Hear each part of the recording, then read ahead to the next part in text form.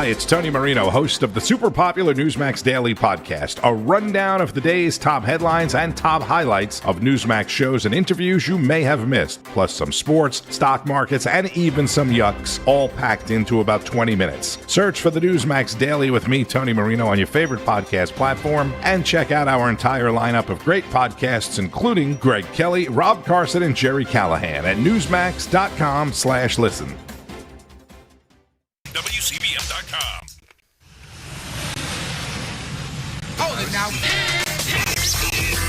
You are about to hear the most interesting, informative, thought-provoking, and funny show in America. On air, wide web. This is the Rob Carson Show. DHS says at 6:50 p.m. Central Time tonight, quote, federal law enforcement officers were conducting a targeted traffic stop in Minneapolis of an illegal alien from Venezuela who was released into the country by Joe Biden in 2022. In an attempt to evade arrest, the subject fled the scene in his vehicle and crashed into a parked car. The subject then fled on foot. The law enforcement officer caught up to the subject on foot and attempted to apprehend him when the subject began to I was going to try and terrorize him because, he's a brown person. Resist and violently assault the officer. Oh. While the subject and law enforcement were in a struggle on the ground. But, the officer was spreading terror and stuff. So, two subjects came out of a nearby apartment and also attacked the law enforcement officer with a snow shovel and broom handle. As the officer was being ambushed and attacked by the two individuals, the original subject got loose and began striking the officer with a shovel or broomstick. Fearing for his life and safety as he was being ambushed by three individuals, the officer fired defensive shots to defend his life. The initial subject was hit in the leg. All three subjects ran back into the apartment and barricaded themselves inside. Lucky he didn't get, one of those Renee Good treatments. Inside, the attacked officer and subject are both deserved it. In the hospital. Both attackers are in custody. This is another attack. This attack on another brave member of law enforcement took place while Minnesota. Remember when I used the analogy about the Chihuahua and the pit bull? Remember that when I told you about that?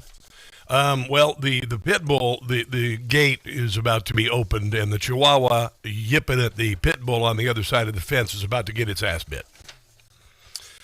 Donald Trump says if the corrupt politicians in Minnesota don't obey the law and stop the professional agitators and insurrectionists from attacking the patriots of ICE, who are only trying to do the job. I will institute the Insurrection Act, what many presidents have done before, and quickly put it into the travesty that is taking place in that once great state. And I think the people of Minnesota are tired of it. And the thing is, there are some people who are like sometimes the Chihuahua doesn't learn a lesson. I had a little dog, and it was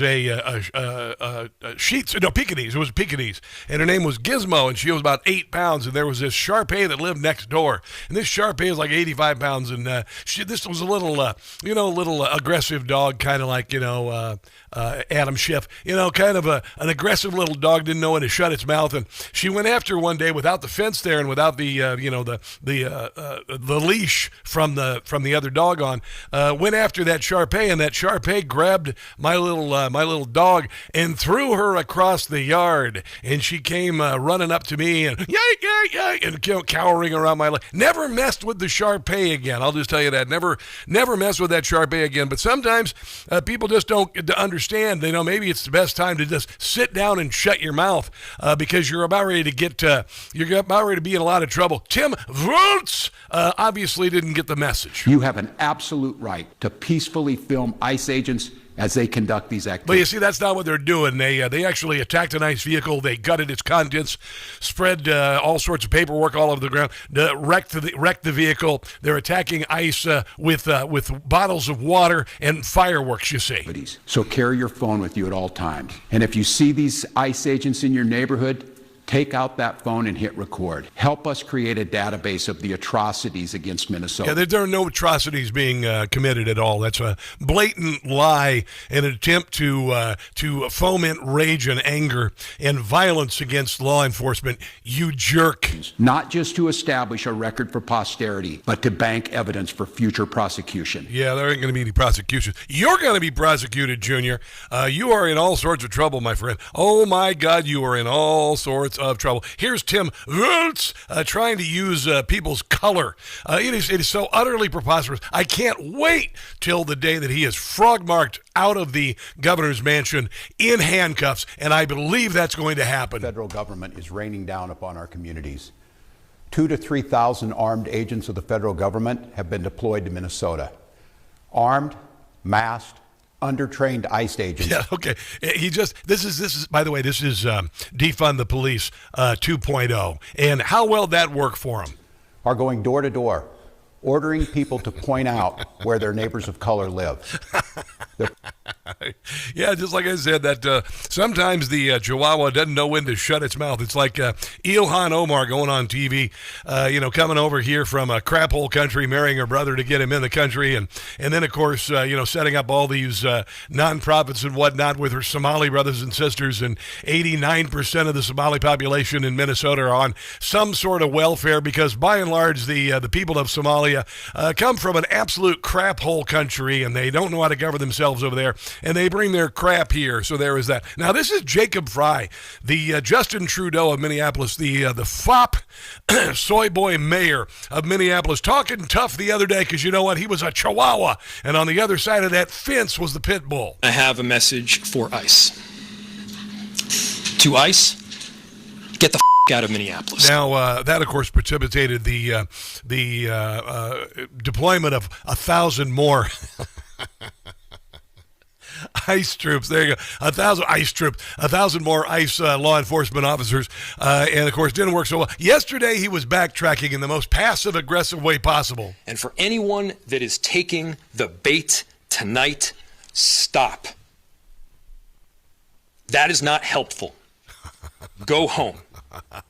We cannot counter. See, he's being passive-aggressive. He's saying that the ICE agents are baiting them in by arresting criminal illegal aliens, when actually the activists are being baited by you and following on ICE officers and working with these Neville Singham and George Soros-backed leftist Marxist organizations to dox and chase and harass and even assault ICE officers. So you started the fight there, Junior. Donald Trump's chaos with our own brand of chaos. And I have seen thousands of people throughout our city peacefully protest. Yeah, no, they're not at all. That's absolute crap.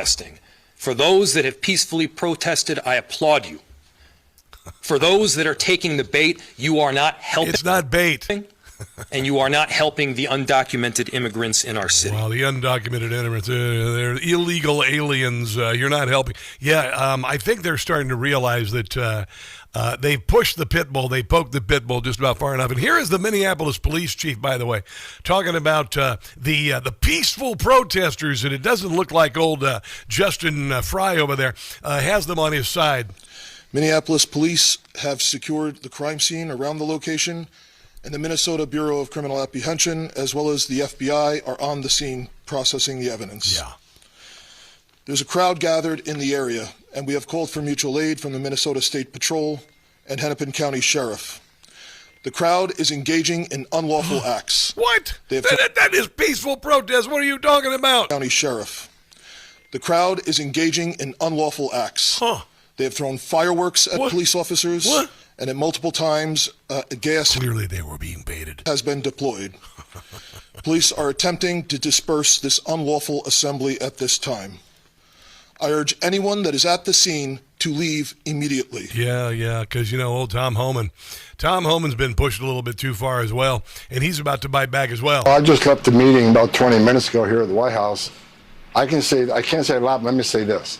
Okay. We are aware of this coordinated effort. We are aware that this is being financed. We are aware that there are actual groups well coordinated to attack the men and women of ICE and to try to prevent them from doing their jobs.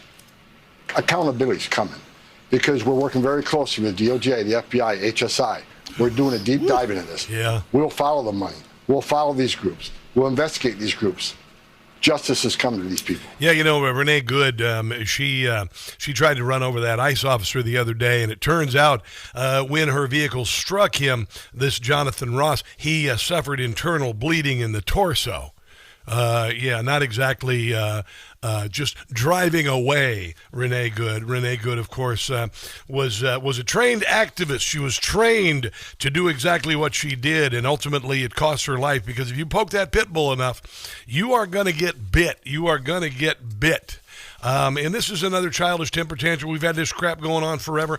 This, according to Antonio Graceflo, Gateway Pundit, the U.S. Department of Homeland Security reported a sharp surge in violence against immigration and customs enforcement, citing more than 1,300% increase in assaults, 3,200% rise in vehicular attacks, 8,000% increase in death threats. According to DHS data from January 30th to December 31st, 2025, there were 275 reported assaults on ICE officers. That's not peaceful protests there, Justin Trudeau. ICE activism is also involved in coordinated resistance networks that employ surveillance, harassment, interference tactics. Organizations train activists in resistance methods, track ICE agents' movements through mobile apps and crowdsource databases, and conduct campaigns designed to obstruct immigration enforcement operations. And it's about time they got a beat down. And they're using this for a couple different fronts. Democrats like Tim Fleitz to cover up the massive fraud that he's going to go to jail for. And a lot of people are going to go to jail for. And then also to keep the illegals here that they can guarantee to vote slavishly Democrat, while you and the other taxpayers suffer living paycheck to paycheck, paying massive taxes and getting nothing in return but having your money taken away from you and given to illegals, including those from the meth lab trailer park of the world, which happens to be Somalia. Yeah, there you go. All right, we got so much to get to on the show. John Solomon joins us at the bottom of the hour. He has got some breathtaking news. They have smuggled $1 billion in cash in suitcases out of several airports, including Minneapolis, St. Paul.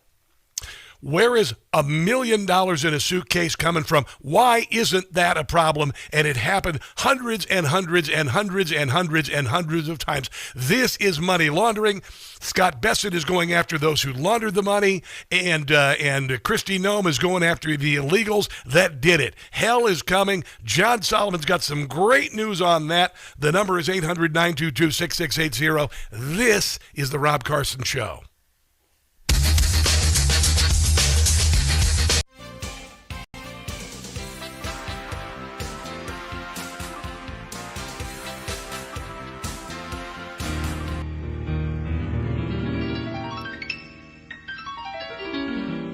To that House hearing I didn't show. Me and Hillary decided not to go. We just proved that we've got so much to hide. Though pressure has been applied, me and my wife, we won't comply. About Jeffrey Epstein, we refuse to testify. Cause we know we'd get caught in lie after lie. We won't comply. We won't comply. Jim Comer says I'm in contempt, that from appearing I am not exempt. He wants me arrested. I say let him try. I won't comply. I won't comply. Island trips, I took a lot. When I'm asked about them, I say I forgot. I flew 30 times on Jeffrey Epstein's plane, but I will never explain, no, not me. I will resist, even though my name is at the top of Epstein's list.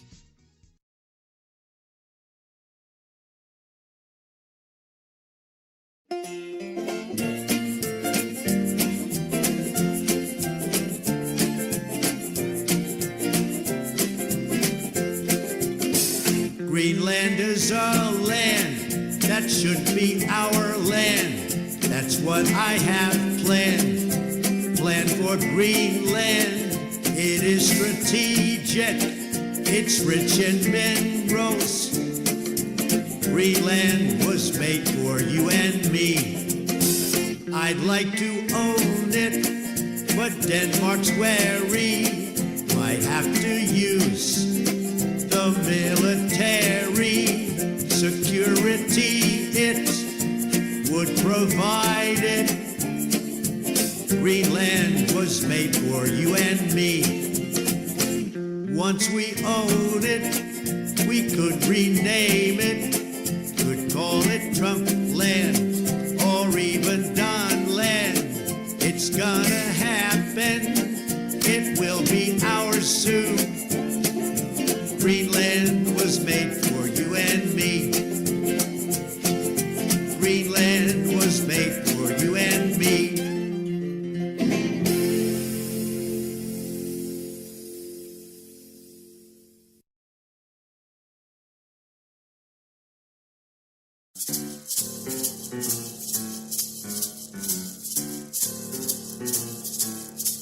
Step down, step down. Tim Walz should step down for allowing so much fraud. If Tim Walz would resign, Minnesota would applaud. More than $1 billion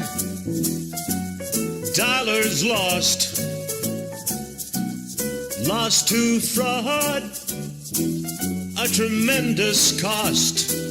Step down, step down. Tim Walz should step down. He cannot carry on. Step down, step down. Do it today. Tim Walz, you need to go.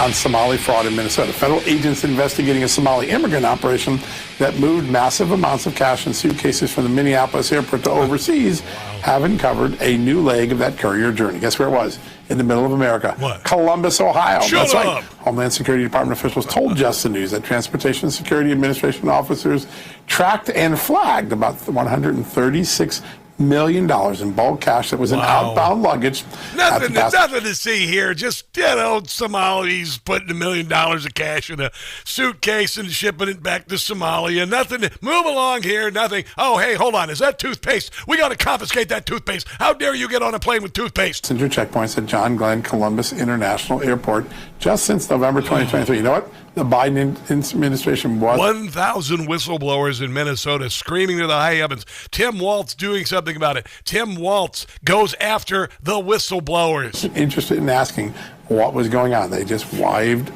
the cash through. The official said these transactions appear to have uncovered a massive cash movement operation that gathered money from multiple Somali immigrant communities, packaged it up, sent it to Minneapolis, where it would then be sent on flights overseas. It was essentially a foreign ATM cash machine. Unbelievable, and it was our money. It was your money, by the way, in case you wanted to know. Oh, man, I got to tell you.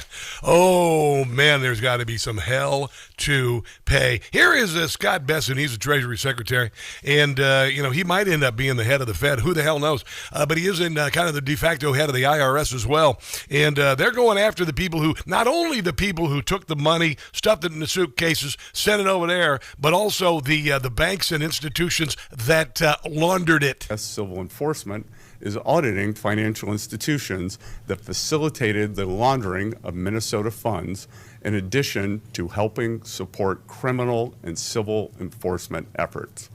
The IRS will also soon announce the formation of a task force. Ooh, this kind of reminds me of what they did with Al Capone. They went after the money. I love it, love it, love it. This is so funny. Like 20 years ago, with a friend of mine, I went to Vegas with him, and he was a high roller, and we get free food and stuff in Vegas and all that. And one time he won $33,000 playing blackjack, and he got a rectal probe when he tried to take that money back on the airplane. But somehow, I guess if you're from the meth lab trailer park of the world, which is Somalia, you're able to get away with it without any problems, whatever. It is remarkable. And, of course, it is massively, massively corrupt and crooked. It has been stealing trillions of dollars from you and me as taxpayers. Honestly, we honestly, the abuses and usurpations of the founders pale by comparison to what we had done to us the last decade or so. An ATM for the worst of the worst. This is, when I say this, people move to Washington, D.C., they spend their entire lives telling us how to live ours, and they enrich themselves in the process. Did you hear Kamala Harris, who's dumb as a box of rocks without the rocks, just bought an $8 million house, paid cash there in Malibu, apparently just downwind from all those houses that are still sitting there, I should say the concrete slabs where they used to be, because only less than a dozen have been rebuilt after 12,000 burned thanks to the malfeasance of an idiot mayor and an idiot governor as well. This is Kelly Loeffler. She is head of the Small Business Administration. And remember when they used COVID to go after Donald Trump, destroy his economy, and then usher in a massive, massive increase in federal spending and increase the federal budget to $7 trillion in perpetuity? Remember that? Well, guess what they did with it? Fraud that you are uncovering. Now, we're talking about Somali fraud. We're talking about foreigners coming in, again, bilking off the system. Yeah. What have you uncovered? What are you investigating right now? Well, that's right. This is on the Charlie Kirk Show. From day one, we came in and I said, I will have a zero tolerance policy on fraud. Good. We convened a task force right away. I called for an audit of the agency. The Probably a good agency idea. hadn't passed an audit in 4 years. And Really? President Trump likes to say, Same way with the DOD. You're the biggest bank in the country. Well, guess what? The biggest bank in the country is going to finally have an audit where we're accountable for the shortcomings. That includes investigating fraud. We need the number on this. Yeah, headline right here. SBA investigating $1.2 trillion. That is with a T. It was one. That's the $1.2 trillion that ran through SBA during COVID. Well, our own OIG said that about $200 billion was marked as fraudulent. And guess what the Biden administration did? They robbed you while they shut your business down, your church down, and kept your kids out of school. Wow. They started forgiving it, sweeping it under the rug. Exactly right, Blake. And so we came in and said, we're going back. We're looking at it all. And that's what we did when it came to Minnesota. As soon as that came on the radar, I asked the team to dig through the Minnesota loans. They immediately found about 7,000 borrowers. What? $400 million in fraudulent loans Somalian? in Minnesota alone. Wow. That tells you that there are billions and billions out the door fraudulently to thousands that should never touch SBA services again, and they need to be referred to the DOJ, and that's what we're doing. I swear to God in heaven. I mean, I had no idea how bad we were getting screwed. It's breathtaking. The reason why we're $38 trillion in debt now, we have enough money. We're paying enough taxes. We're paying for their fraud. Oh, my God in heaven. I swear to God, some heads have to roll. Heads have to roll. Price of gold, $46.15 today. Silver is almost $92. Almost $92. Silver is $92. Precious metals are just taking off right now. A lot of global uncertainty and whatnot. A lot of pit bulls barking, or I should say chihuahuas on the other side of the fence barking at pit bulls, and Donald Trump is putting down the gate. Denmark's getting in line now, among other Tim Walz, but the mayor, Jacob Fry of Minneapolis, starting to get in line here, but doesn't mean that things are going to be easier with regard to global currency. And the price of gold is going to keep going as long as things are uncertain, among other things. And it's on a meteoric rise. If you're a first-time gold buyer, Birch Gold offering a rebate up to $10,000 on qualifying purchases. Pretty soon that $10,000 will buy you 2 ounces. It's only $400 away from $5,000 an ounce. Unbelievable, right? Text my name, Rob, to 989898. Text my name, Rob, to 989898. If you would like to get the ball rolling, get some more information on gold, claim your eligibility for up to $10,000 for qualifying purchase. Again, text Rob to 989898. $46.15 on gold today. Silver above $91, close to $92 an ounce for silver. I know. It's stunning, isn't it? It's crazy. The one, the only, one of the greatest journalists of our lives makes Woodward and Bernstein look like, they should be working at the National Enquirer. No, they're not good enough to do. But anyway, John Solomon, Just the News, with all the breaking corruption out of Minnesota and elsewhere. Coming up next, don't go anywhere.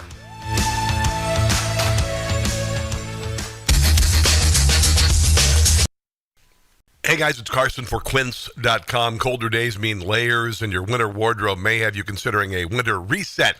I went to a jazz club the other night wearing a Quince tee, another shirt over it, and a Quince wool jacket. A woman said, "You look fine." I mean, it blew me away. I've spent every dime for my kids and my wife for 25 years. Now I feel confident and I look good with Quince. I couldn't believe it.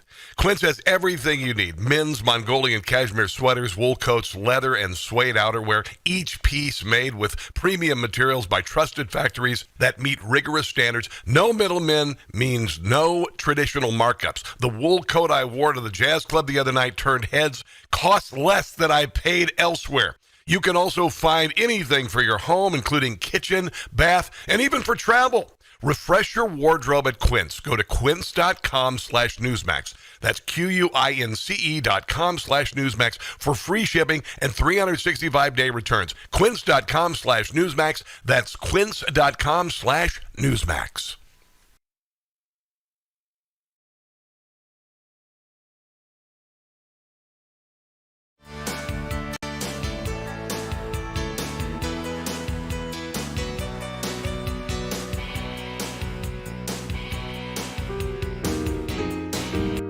When you're a man who calls himself a girl, it can be a bonus. When you compete with women, you have to hide. Ooh, that pair of cojones. I can cycle against the girls, that's my choice. I can steal their medals with this manly voice, 'cause the left makes me feel, the left makes me feel, the left makes me feel like a transgender woman. When I compete with females, I'm the one that's feared, 'cause I'm the only person in the race with a beard. But somehow I feel the left makes me feel, they make me feel like a transgender woman.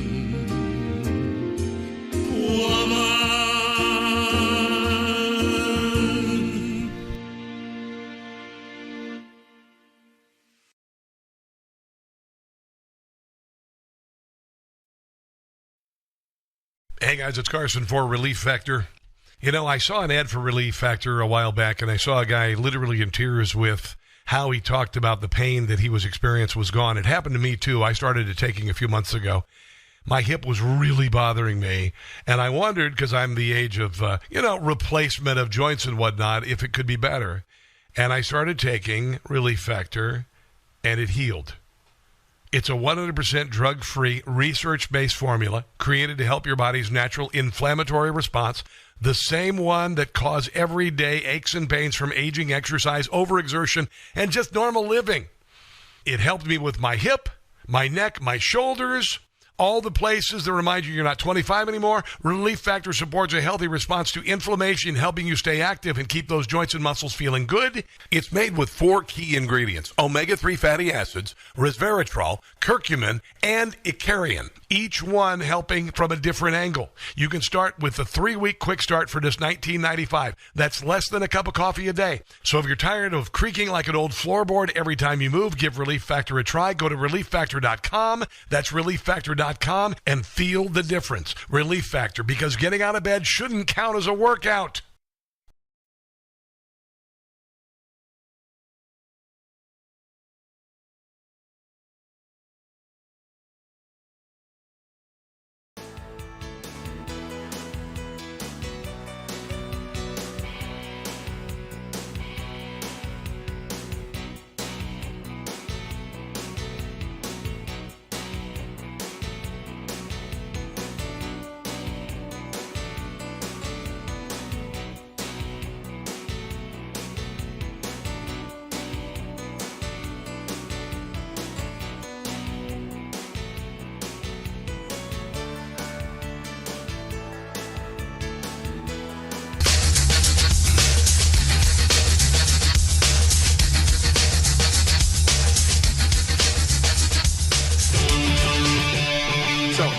news that we got in the last 24 hours is that Tom Emmer, the number 3 member of the House, Republican leadership, he has confirmed on the record that congressional investigators are now have Minnesota state employees. We've known that there were these whistleblowers, these state legislators were talking to them. They've now become federal and congressional whistleblowers. Now, John Solomon. I could think of no better way to introduce John Solomon than with some more John Solomon, because I got to tell you, I can't get enough John Solomon. Good to be with you, Rob. John, I tell you what, man, I have never seen such a news cycle in my life as I have been seeing the last couple of weeks. And just the news, you guys are nailing it, bro. Well, thank you so much. There's so much truth to report. So many extraordinary events. The world is being reshaped before our eyes. And, And, whether it's Cuba and Venezuela and Iran on the brink of collapse, or the Insurrection Act being invoked maybe to put down this really warlike tactics of the Minnesota protesters. These are not peaceful protests. No. These are not free speech protests. These are tactical war acts that these protesters are doing, driving their cars into people, hitting them with shovels, throwing objects at them. We're living in extraordinary times, and I think the resolution of these next year or two, they're going to define about 50 years of the American experience. 100%. I said that after Donald Trump's election, which they tried to prevent in every way, shape, and form. I mean, they threw everything at him, John. What we see with Jair Bolsonaro in Brazil is what that they wanted to do to Donald Trump. It is exactly what they wanted, and they weren't. Donald Trump is the only person who could do it, and consequently, I keep reminded of Tombstone. Remember when Kurt Russell and the guys said, I'm coming and I'm bringing hell with me. That's what's happening, right? But what the thing is, we're finding so much bloody corruption. Let's start with the Insurrection Act. Jacob Fry still passive-aggressively blaming ICE for it, but telling people, you guys got to go home. It sounds like the Chihuahua yipping at the pit bull on the other side of the fence. The fence is no longer there. What's going on? Well, first off, they're not going home. There's no chance they're going home. And, of course, they're now beginning to get some court rulings that lean in the favor of the president and his ability to enforce immigration laws on the books. It is a federal law enforcement responsibility, not a local a law enforcement responsibility. And the creation of this crisis is in these blue state sanctuary and blue city sanctuary laws. They are giving refuge to people who are essentially on the lam. They should not be in the country. They should be rounded up. They're fugitives, and they're supposed to be thrown out of the country. But these blue cities and these blue states have been protecting them in violation of our law. And it's no different. When I talk to law enforcement, they see no difference in this than if someone were holding a bank robber as a fugitive and trying to keep them from being arrested. So this administration is not going to stop. The courts are not going to stop it. Whether it's the Insurrection Act or some other form of invocation, the president is going to bring peace to these towns because that's what the American people expect. And those who are fomenting the violence, those who are implicitly and explicitly encouraging it, are going to face a criminal consequence. I think it's really important that last Friday, the FBI Director, Cash Patel, said to Just the News, those who have funded and provided logistical planning or logistical support for these protests will be charged just like they were the protesters. In other words, if you give money or you help them plan this, you get them the bricks, the rocks, you teach them the tactics, you're going to get charged as a conspirator in an effort to impede law enforcement and obstruct justice.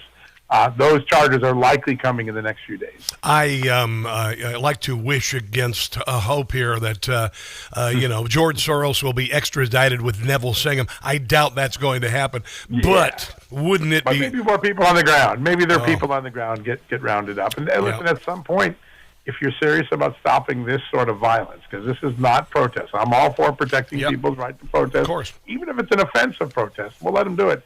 But this isn't protest. This is violence. This is assault. This is creating public mayhem and public risk. I mean, you're driving down, police might be charging someone, and a car pulls out to try to block it. That cop could run into you. That's not the cop's fault. That's the people who are creating the protests. Yeah. Now, I want to mention, and you broke last night, that there is a massive connection with regard to this money laundering. Suitcases full of money flying out of Minneapolis, St. Paul, $700 million. And now you drew a line to Columbus, Ohio. And by the way, that story was broken by somebody from Columbus on social media saying, hey, you got to come to Columbus and check out what's going on here. Second largest Somali community. Unbelievable. Tell me about it, John. Yeah, so listen, we're getting the signs now, and I just talked to James Comer and Rand Paul. So James Comer, the House Oversight Committee chairman, most powerful investigator in the House. Rand Paul, the Senate Homeland Security chairman, really for this sort of stuff, the most powerful guy. And they're both planning to subpoena these Somali couriers. Here's what you have. Yes. We all move. If we want to send money overseas, we have lots of ways. We can go through a bank. Yes. We can go through a remittance center. We can do a wire. For some reason, these Somali immigrants have been moving hundreds of millions of dollars in cash in luggage. By the way, not the most convenient way to move cash. No. But it is a way if you're trying to prevent the tracking of the cash. Yes. We first learned that the Transportation Security Administration knew about this all the way back to 2018 and have been flagging it routinely during the Biden years. Something's not right here. No one was interested in investigating. The last 2 years, $350 million a year or $1 million a day nearly was moving out of Minneapolis. What we now learn is that Minneapolis was a collection center, that what was going on was that other Somali immigrant communities were pulling their money, putting it in a suitcase in Columbus, and then moving it to Minnesota. And then from Minnesota, you know where it moved? It didn't move to somewhere in the United States. It moved out of the United States. Yep. It was a foreign ATM machine removing large sums of cash to the United States. The concern that TSA had was that this was tied to terrorism or fraud. Yep. The concern that Tom Emmer, the number 3 House Republican and a Minnesota state congressman, or Minnesota congressman, is that some of this money, at least $5 million of this money, ultimately made its way to Al-Shabaab, a terror group, and it could be more. So what we're hearing now, Comer and Rand Paul said today, we are going to drop subpoenas and we're going to bring these couriers in and find who's giving you the money and where are you sending it. Well, it's money laundering, John. That's the only reason. It's money laundering. Where's the money coming from to get into the suitcase? And then when it's sent abroad, obviously they're trying to keep it off the books. And I would assume some of that money might have been given to people to shut up about it. I mean, this is the fraud possibilities are absolutely stunning, absolutely stunning. And it looks like Besant is going to be going after those institutions who were involved in laundering this money, because you don't just get cash like this unless some agencies, maybe banks, are involved. Do you suppose? Well, that'll be a big thing. How did this get all converted to cash from whatever source it started from?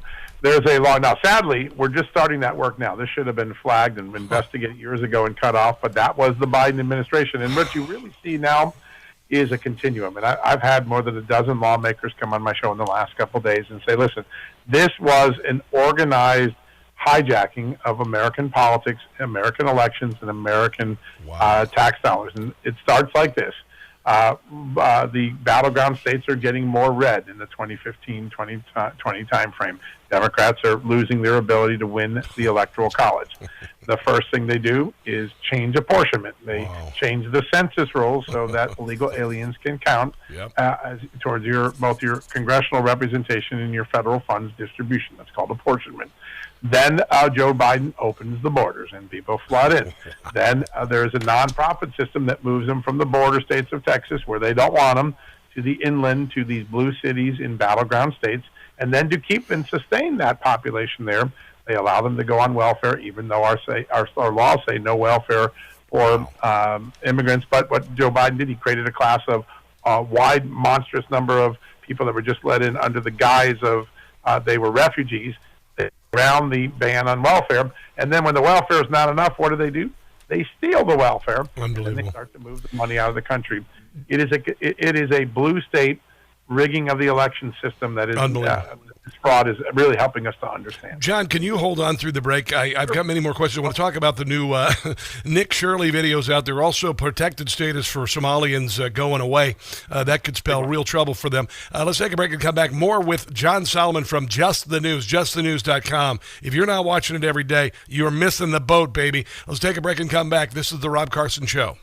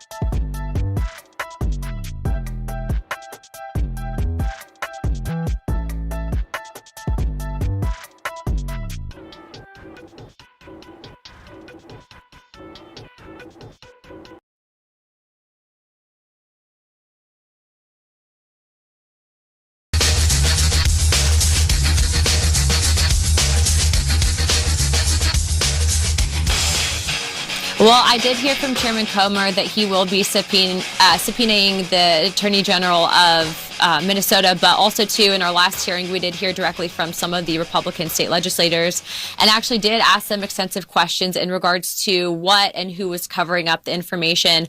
Obviously, fraud has been going on for some time, and we also want to know if investigations were being shut down or if there was pressure campaigns being put on them by both the governor and the Attorney General. And as a result of their testimony, actually last week, I referred both the Attorney General of Minnesota as well as the governor for a criminal referral and investigation to the Department of Justice. Yeah, the feces is hitting the fan, as I like to say. And, of course, Tim Fleitz is also being impeached. He's going to be impeached in the state of Minnesota, and it is remarkable, a remarkable turn of events from a guy who was supposed to be the a heartbeat away from the presidency. John Solomon from Just the News. What do you suppose, it's hard to say when, but it sounds like charges will be coming down for Minnesota officials, maybe reaching all the way to the top of the food chain with Tim Fleitz, Ilhan Omar maybe, and certainly Keith Ellison, because if Nick Shirley can just walk up to a door and discover fraud, surely they knew it was going on. Yeah, no, you're exactly right. This is a big moment in the accountability realm, because what you now have, assuming that what Tom Emmer, the number 3 House Republican, and what Rand Paul and James Comer told us in the last 24 hours is multiple state employees who directly interacted with Governor Walz and Attorney General Ellison, saying, I told them there was a fraud problem. We need to protect the taxpayer and the money and this federal money that the state was taking, and they turned a willful blind eye to it. That becomes negligence under the standards. It becomes a failure to protect or meet the standard of your contract, of your grant money that the state got. And that puts both of those. Tom Emmer, number 3 House Republican, not a guy that gets way out in front of people, said, I believe you will see law enforcement slap handcuffs on Tim Fleitz in the near future based on the evidence he has seen. So you've got that going on, and then you've got the articles of impeachment about to be introduced in Minnesota. And then meanwhile, you may have the former president, the former first lady, and former secretary of state, Bill Clinton. Next week, they'll be found in contempt of Congress, according to James Comer. James Comer last night, chairman of House Oversight, confirming on our show they have enough votes on the floor to find them in contempt, which means they're going to be Bannon. They're going to be Navarro'd. Wow. You can use those as verbs. Wow. That'll be historic. A former first president facing a criminal contempt charge. Wow, that's epic. Now we'll just see if they have the cojones to actually do something good. Nick Shirley out again. Can you believe this kid? I mean, if you listen to him speak, he's not all that well spoken. He talks like a 23-year-old kid, but he has a journalistic curiosity that ABC, CBS, NBC, NPR, PBS, whatever the hell, they left behind. And look what he has discovered. Now he's out here and he's finding these transportation companies who weren't transporting anybody. Then you got these English translation services that weren't translating $100 an hour, 8 hours a day. I mean, my God, every which way, shape, and form they could possibly defraud the American taxpayer, they did in Minnesota and now around the country. Well, listen, and they're good on Nick Shirley. And, we live in an era where most journalists don't do the work that used to be done. In fact, they turn a blind eye to it if it doesn't match their political ideology. And that is a disservice to the American public and to the news industry. We first wrote our very first stories about this massive fraud scheme in August of 2024. Why? Because Tim Fleitz had just been named to be Kamala Harris's running mate, and we felt it was important that the American public know before they vote that there was this massive scandal. We documented the food fraud, the autism fraud, and what Nick Shirley did is he gave it life on the ground. He went out and took the data that we had, and he personified it. He went to the daycare centers. He went to the thing. And in between those two times, we were very grateful. Federal prosecutors reached out to Just the News, and we said, hey, all of our documents are up online. And so you start to see the prosecutors ramping up the fraud. The big question now is why? It's no longer going to be in doubt within the next few weeks that Tim Fleitz and Keith Ellison turned a blind eye. The question is why? Was there some personal benefit to them? Was there some political benefit to the Democratic Party or the Democratic establishment? The why will become the most important part of this scandal soon. Was this a Democratic blueprint to defraud taxpayers, to hijack the election and reapportionment system in America? That's the question. Amazes me is that they chose Tim Walz for a reason. And I had heard the other day it was about fundraising because when he was announced, the Democrat Party got $35 million, probably in cash delivered through an airport. But you got to think that they had a lot of hubris thinking they were going to pull this off, they're going to win this, and they wanted somebody who was, I guess, as morally vacant as Tim Walz to continue this on a national scale, to continue this grift on a national scale, and now it's being exposed. Yeah, and I have a funny feeling it was already nationalized by 2024. Yes. I saw a picture the other day of a pyramid, right? In Minnesota is the top of the pyramid, and California is the wide bottom. I think when we get to California and to New York and Illinois and New Jersey, you're going to see a scope of fraud that, I think the Treasury Secretary said it could be as much as $500-600 billion, $500 billion a year. If you just get that fraud out of the system, we've reduced our deficit by a significant amount already.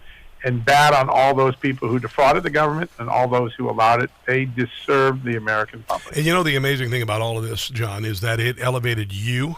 It elevated Matt Taibbi, Michael Schellenberger, all these people to these positions where we really, really respect journalism. And you've got this incredible platform you did not have. I did not have. I have a studio in friggin' Old Town Alexandria. I reach millions of people because they dropped the ball.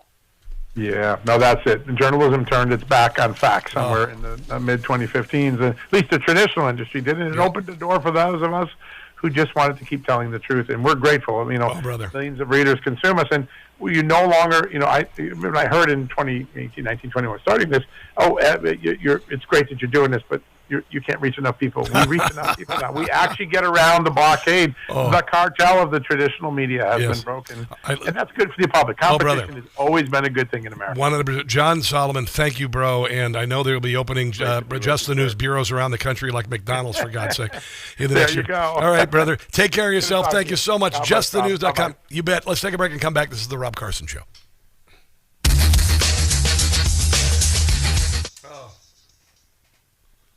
It's breathtaking, isn't it? It's breathtaking what's happening. I mean, it's overwhelming because remember what I told you, that this was about the yin and the yang. This was about the opposite reaction and the reaction of fraud and ungodliness and evil. Remember that? Look what is being uncovered. This is as spiritual as anything you could possibly imagine. This exposition of the evil that did this. This is evil. What they have been doing to us is evil. And it's being exposed, and they're caterwauling and they're screaming and they're dying like movie vampires. All these things that I told you, they're happening. They are happening, and there's going to be hell to pay. Deborah, 1955, asked John Solomon how Kamala came up with $8 million. You know what? Dang it, I just saw that. I want to know. She's an oligarch. That's why. She's an oligarch. All right, I'm going to do some comedy next. How's that sound? I think I'm going to do that next. Here we go. Hold on. Here we go. Hold on. Shirley couldn't find a single legit business. Yeah. All right, Brian, how much time we got? I'm listening to Brian in my ear here. Not very long. 2:20, okay. Sabrina, hello, good to see you. Sabrina's talking today. Newsmax TV, Corey, what's up, brother? Got a lot of people watching, don't we? Watching for a long time. DANCF, Jesus said unto him, I am the way, the truth, and the life. No man cometh unto the Father but by me. And ye shall know the truth, and the truth shall make you free. Nice words today, bro. Or broette, whatever. Actually, about 2.5 here.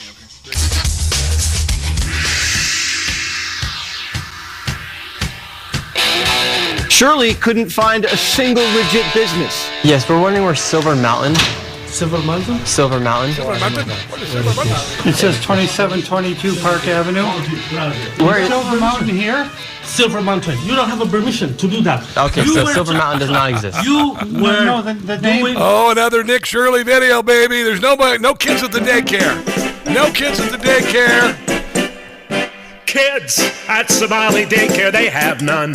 Jim does it. Kids, no, they haven't got a single one. Now where are the kids? They get federal funding for daycare.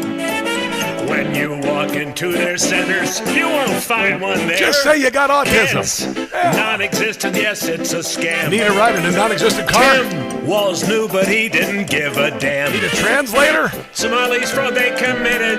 To prison they should go. Oh, yeah. Stop using phony kids for dough. Kids, daycare centers with none inside. Crooks, they can run, but they can't hide. Oh, baby, come on. The case against them solid. You can call it airtight. Cause there isn't a kid in sight. Hey, well, that's brand new from Jim Gaza. I'll tell you what, I told you that we were the reaction to the action of evil. That the yin and the yang. The yang is here right now, and we are seeing the exposition of evil and graft and corruption we never even dreamed in. The United States of America, the people in charge of the United States of America, there would have to be a baptism by fire.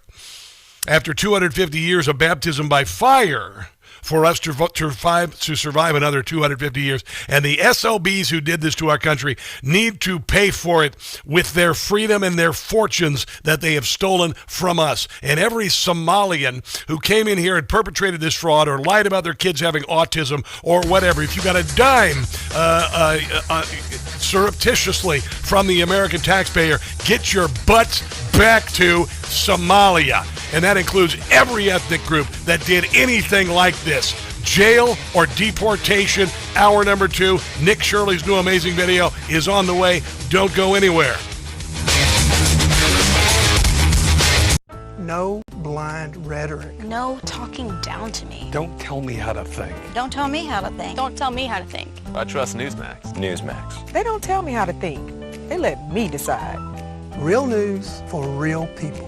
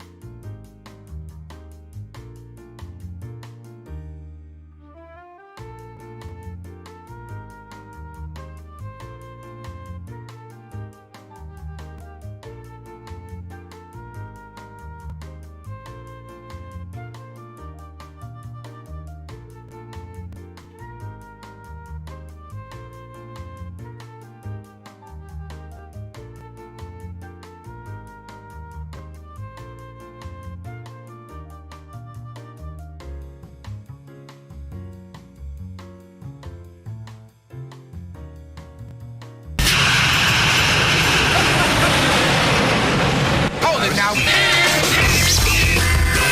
You are about to hear the most interesting, informative, thought-provoking, and funny show in America. On air and on the World Wide Web. This is the Rob Carson Show. This is the Rob Carson Show, and if you want to download the podcast later today, if you missed John Solomon in the first hour of the show, you want to listen to that interview. He is covering so many fronts right now with just the news, and look what the left did to us. Look what they did, and look what has resulted. John Solomon is now a rock star investigative journalist, reaching tens of millions of people every week. Among others, the left has and the Democrat Party have, and the traditional media have committed a professional suicide.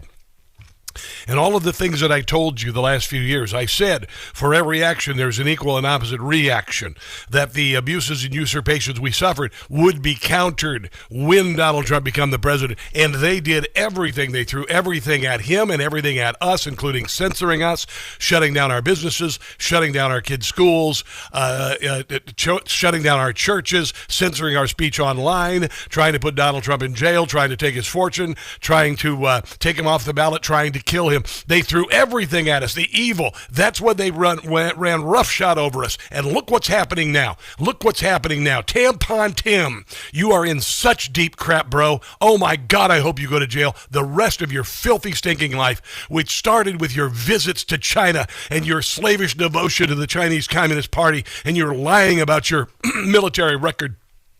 And your valor. What a worthless human being. What a terrible and worthless human being you are. Keith Ellison, the same thing. You're supposedly the AG of the state of Minnesota. You're going down, bruh.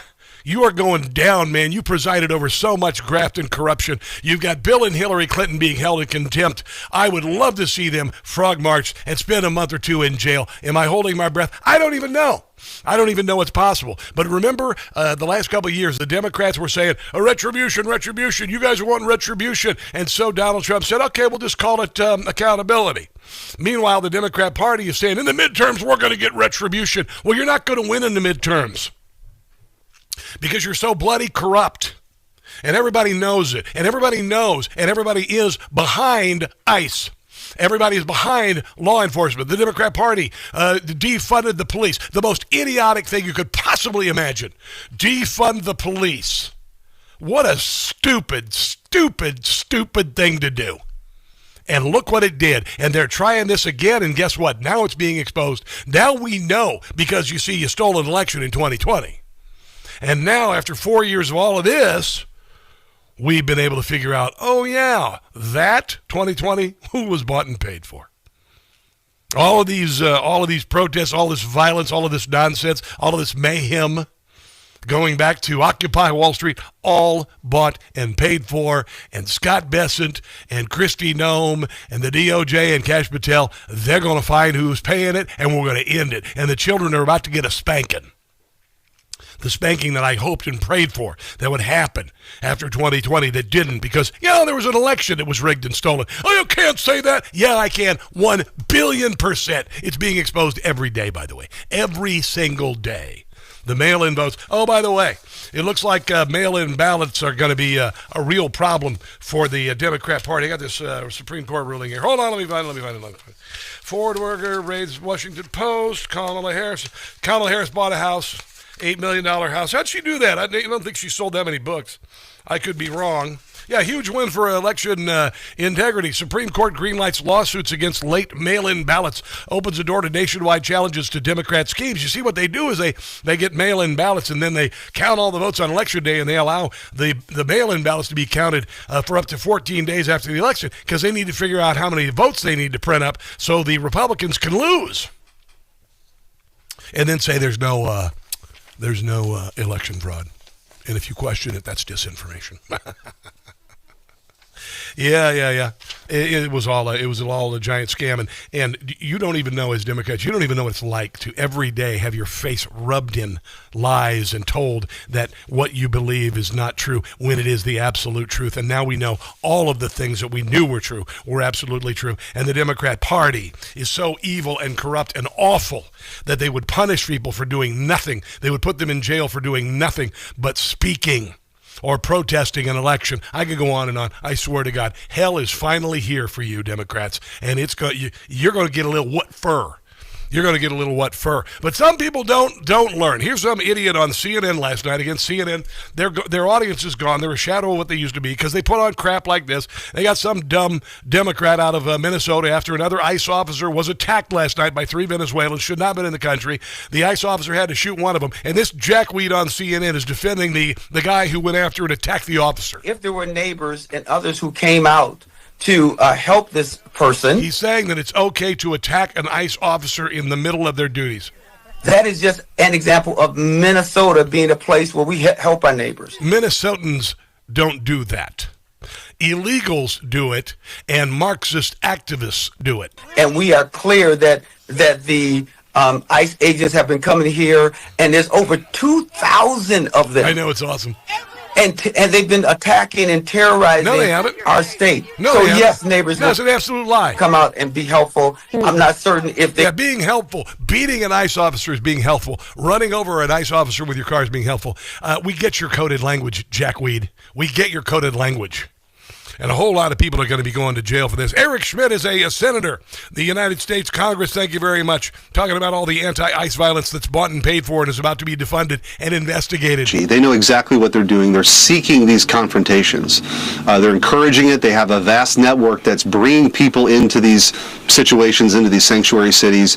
They're blocking off law enforcement from doing their jobs. Yeah. They're dehumanizing these law enforcement agents by calling them the Nazis, Gestapo, the secret police, Nazis. Wow. These are people who have families. Their mothers, their fathers. They did the same thing to the police in 2020. Their aunts, their uncles, they're doing their job. And I think it's important to take a step back and realize the American people, not only do they vote for President Trump, they elected members of Congress who in a bipartisan way in a bygone era actually adopted immigration laws for the sovereignty of our country, and we have an executive branch and agency that's going out to enforce those immigration laws. That's what's happening. But through this Trump derangement syndrome and this radicalization that's happened on the left, this is now somehow controversial. It's very dangerous. It's a powder keg. They know it. That's why they're filming everything. They want some sort of martyr at every turn on every day. They think they're going to be... People aren't buying it anymore. In fact, we like it when we see a Marxist, attacking an ICE officer, getting a beat down. We love it when a window is broken out of somebody trying to run over an ICE officer or refuses to comply, breaking out the window, dragging him out the window. Hell yeah. I love it, man. I can watch that stuff all day. Oh, it makes me sad. It puts a big smile on my face. The woman dragged from a car by ICE agents was ID'd as an LGBTQIAST SPWYZ racial justice activist. Aliyah Rahman, not the good ramen. She was been involved in Black Lives Matter. She claimed she was disabled and she was going to the doctor when she was dragged out because she was interfering in a police action there. Rahman said that when she lived in Indiana, she looked around and she saw that brown folks are used against black people. As she drove into a relationship with a transgender man, she found that becoming pretty involved in organizing was born out of necessity. She's a typical brainwashed, brain-dead moron. She's involved in Black Lives Matter, pro-Palestinian causes, among other things. She boasted that she changed her the group that she belonged to. Wellstone, a Minnesota-based nonprofit. She changed the group's image from that of a nice white people-run organization to mostly queer, largely immigrant, and overwhelmingly feminine identity or gender nonconforming. And what does that generally mean? Oh yeah, you're a nutbag. You know, one thing that hating men has trained me for is literally trained me for. This is a woman in Minnesota. She hates men, right? So she hates men, and she's insane. I mean, if you saw her on a dating site, I mean, my God. Chasing ICE cars off of my street, 5 of them right now. Following them down the neighborhood, honking, blowing whistles, telling them to off. All that rage that I have felt towards men is coming out. Somebody got some daddy issues. I have been trained for this moment. Oh, God. In order to dismantle white supremacy, we have to be willing to lose the benefits of whiteness. Means they kill us too. That's what that means. And it's time for some radical acceptance about that, guys. That's what it's going to take to dismantle white supremacy, is losing the benefits of the system. So we can't be so shocked as white people continue to die.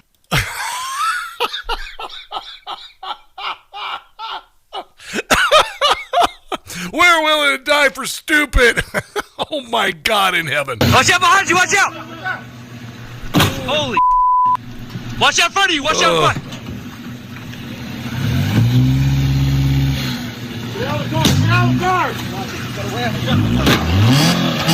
Somebody threw a bottle of piss and it went all inside the vehicle too, and all over me.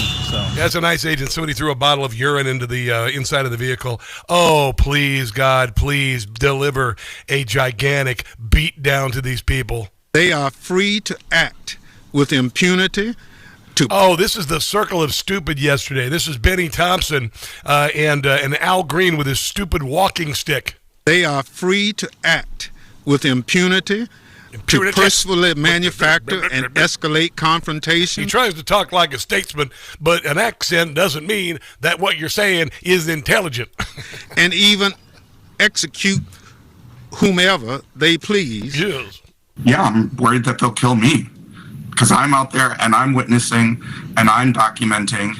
I'm telling you here today, it's not over. Now, this is Tom Homan talking about these morons. Now the rhetoric is even tripled. Now they're saying they're murderers. They went beyond Nazis and secret police. Now they're saying he's murdering people. Death threats against me alone have tripled. I mean, I had one yesterday, was a little different. They don't want to kill me. They want to kill my family. Wow. You know, tear my soul out so I suffer the rest of my life. Yeah, did you hear Riley Gaines actually has to use a bulletproof blanket for her baby? A spanking is coming to you, children. And it may be the Insurrection Act. I hope it is. Send the Marines is trending on Twitter. The American people want this. They're tired of this nonsense. Let's take a break and come back. Nick Shirley's new video on the other side of the break. I promise, don't go anywhere.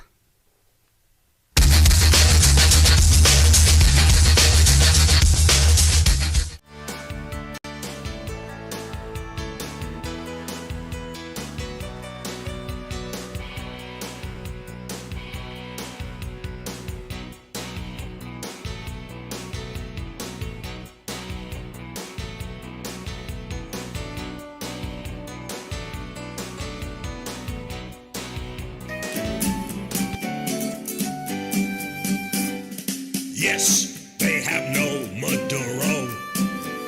They have no Maduro today. They bombed him and grabbed him. The CIA nabbed him. In handcuffs he was hauled away.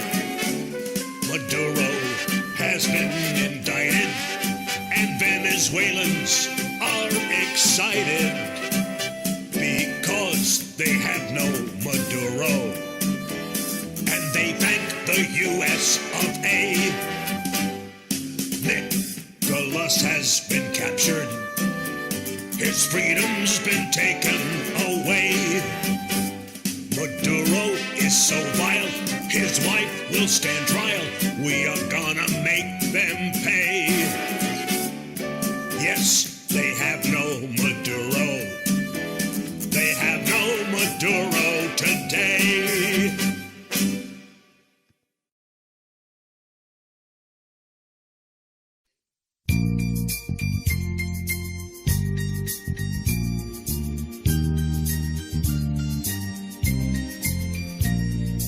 Nutty Jasmine Crockett, crazy as a loon. You're gonna lose your House seat, gonna lose it soon. You're running for the Senate, where you don't have a prayer. Like skim milk, get 2% and be out of there. Texas is conservative, they won't buy your act. You'll be beaten badly, and Jasmine, that's a fact. You have to know your campaign, it is gonna fail, even though the Democrats are gonna cheat by mail. Crazy Jasmine Crockett, glad you chose to run. Watching you get steamrolled will be a lot of fun.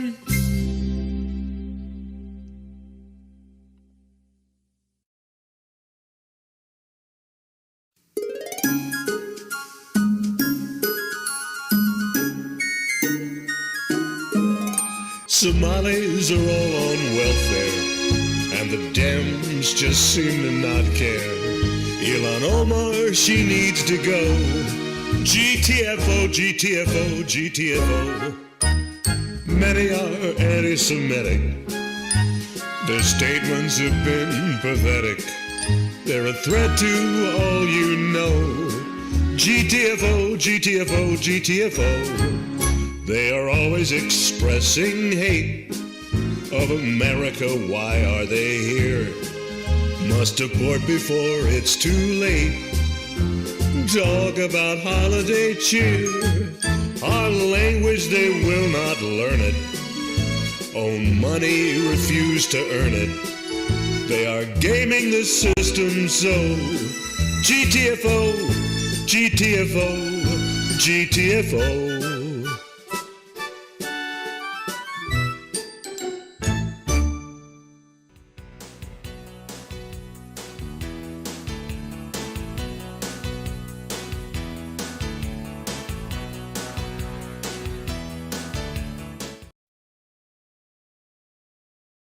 Had a rejoint, Rob. Diggy. Diggy.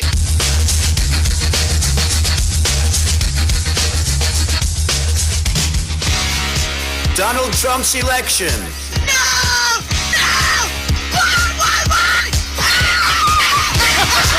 It's the gift that keeps on giving. It's the Rob Carson Show. This right here is Hopkins Child Care Center. They're receiving over $2 million a year. Wow. All of the windows are completely blacked out. You can't even get in. And for a place that's supposed to have over 100 children, there's no footprints anywhere going into the store. Weird.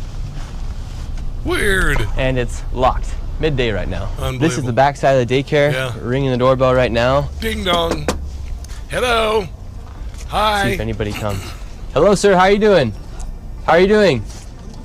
Yes, sir. Get out. And here come the Somali thugs. Listen, get out. This is our business. This is our business. What are you looking for? We don't care what you do on the parking lot. Go this side. This is private. I can be here in the parking lot. No. You don't be here. Wait, can we ask you about the daycare? It's all right. Can we ask you about the daycare? No. Get the hell back to Somalia, your third world hellhole, Somalia. I got it. Unbelievable.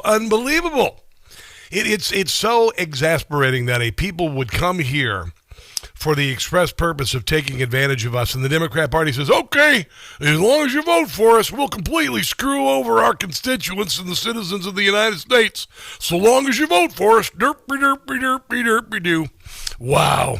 Another one of this, I mean, there's a million things that have been defrauded. There are a million ways that the Somalians and others have defrauded the American people. It's nationwide. It's in Democrat states across the country to the tune of trillions of dollars, including a massive, the COVID spending increase in the federal government was just meant not to fix anything, but just to enrich Democrats and keep Democrats in office. My research has shown that there are about 1,020 such companies in Minnesota. This is Nick Shirley's partner in crime, David Koch, and there are these Somali transportation companies. They give rides to people who need rides because they're somehow disabled or their children have autism or something.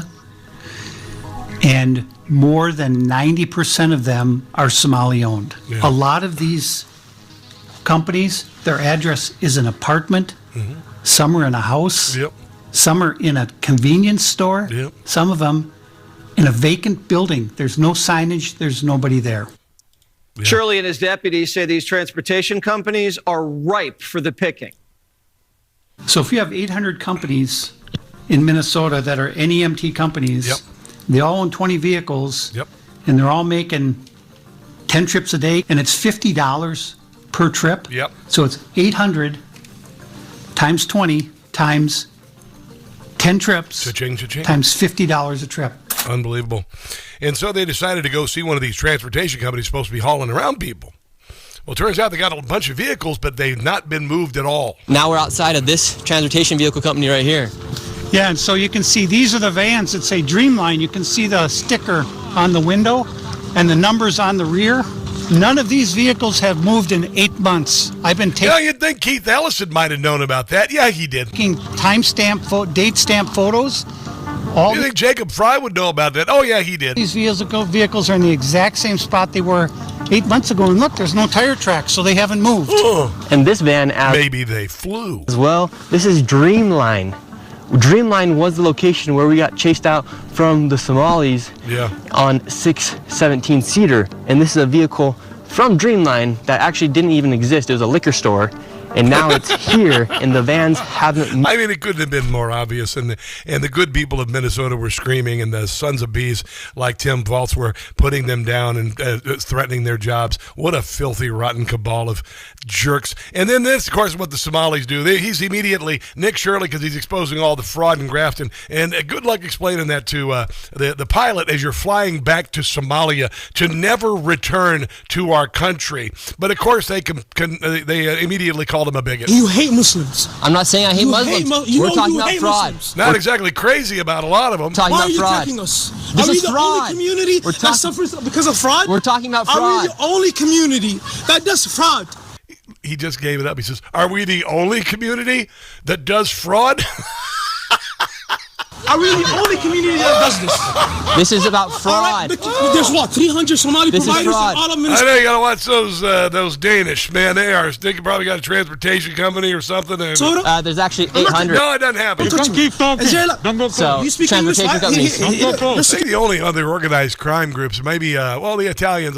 Not all of them. Don't kill me. Speak English. Listen, let me tell you something. See, this isn't a race issue, sir. This is about fraud. You want to sacrifice the safety of 80,000 people. We're not because of fucking 2,000 providers? Are you fucking mad? Yeah. Are you stupid? I'm not stupid. You're stupid. Where's the transportation company? What about a mass shooting happens in Minnesota? We're the stupid one. The average IQ in Somalia is like 65. That's what they say anyway. That's what they say. Oh, yeah, then it's happened in Maryland. Oh, lovely Maryland. What a piece of crap Maryland has become because of the Maryland Democrat General Asylum. That's what they call the state capital. Listen, they stole a whole bunch of unemployment insurance. The Department of Labor has determined that you have received an overpayment of unemployment insurance benefits. The letter demanded Gina Cross return $250 to the state, alleging she'd received an overpayment in unemployment benefits. Yeah. Problem is, she's never applied nor ever received an ounce of unemployment benefits. I've been working at the same place since 2018. Cross believes she's been a victim of identity theft and fears the state has been shelling out unemployment benefits to a thief. In fact, according to a new state audit, in the past 5 years, the state has shelled out millions of dollars in overpayments to recipients who should never have received them.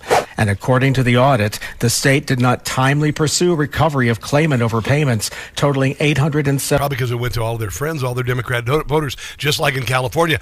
Maryland is a hellhole because of Democrats. It turned into an absolute crap hole. A lot of brainwashed Marylanders are, it's fine. They're like frogs in boiling water. The water is boiling and they're perfectly fine with it. They have no clue.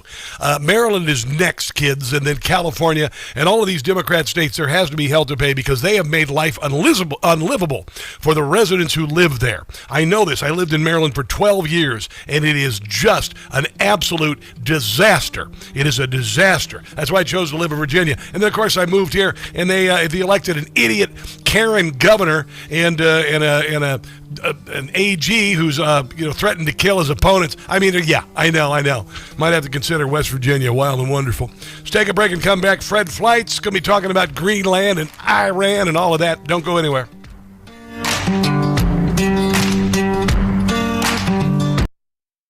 Hey guys, it's Carson for Relief Factor.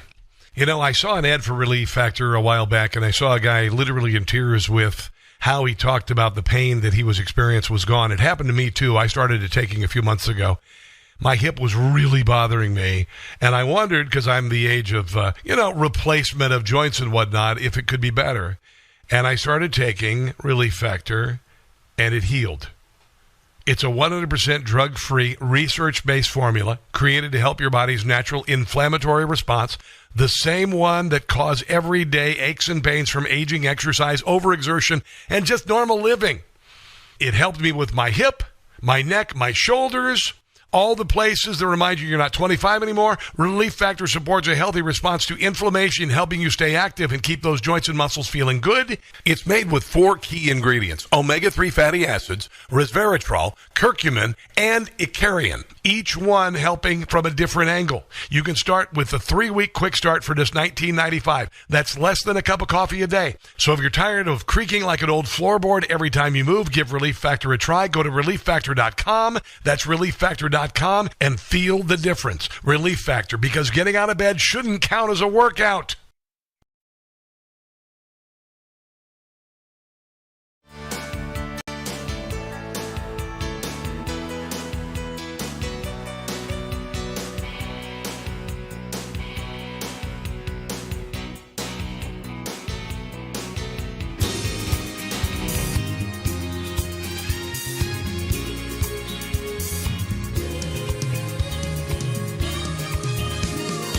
Drugs transported by boat. Venezuela, you best take note. Cartels, they're having fits 'cause they're men. They were blown to bits. The drug boat, it now resides on the ocean floor. The drug boat, Marco says we're gonna take out more. Yes, their lives are in danger if they take another chance. 'Cause drugs, we won't tolerate. Shut it down before it's too late. No drugs. A boat that was filled with drugs.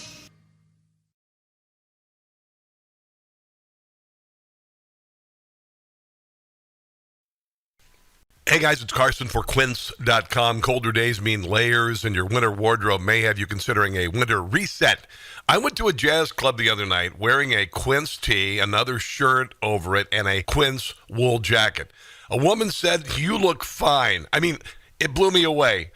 I've spent every dime for my kids and my wife for 25 years. Now I feel confident and I look good with Quince. I couldn't believe it. Quince has everything you need: men's Mongolian cashmere sweaters, wool coats, leather, and suede outerwear, each piece made with premium materials by trusted factories that meet rigorous standards. No middlemen means no traditional markups. The wool coat I wore to the jazz club the other night turned heads, cost less than I paid elsewhere. You can also find anything for your home, including kitchen, bath, and even for travel. Refresh your wardrobe at Quince. Go to quince.com/Newsmax. That's QUINCE.com/Newsmax for free shipping and 365-day returns. Quince.com/Newsmax. That's quince.com/Newsmax.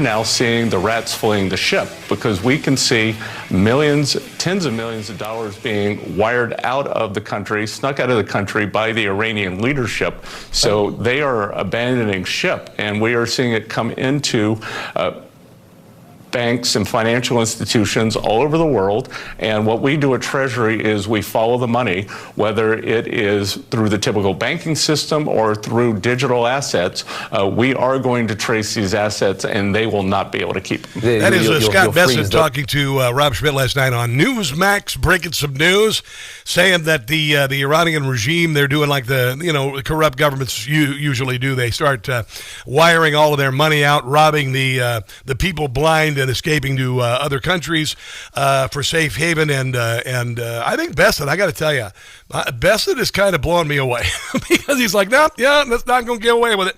Not going to get away with it. Fred Fleitz is a former NSC chief of staff of the Trump administration, former CIA analyst, and a senior fellow at the America First Policy Institute, and he joins us on the Newsmax Hotline. Nothing to talk about today, Fred. Nothing to talk about today.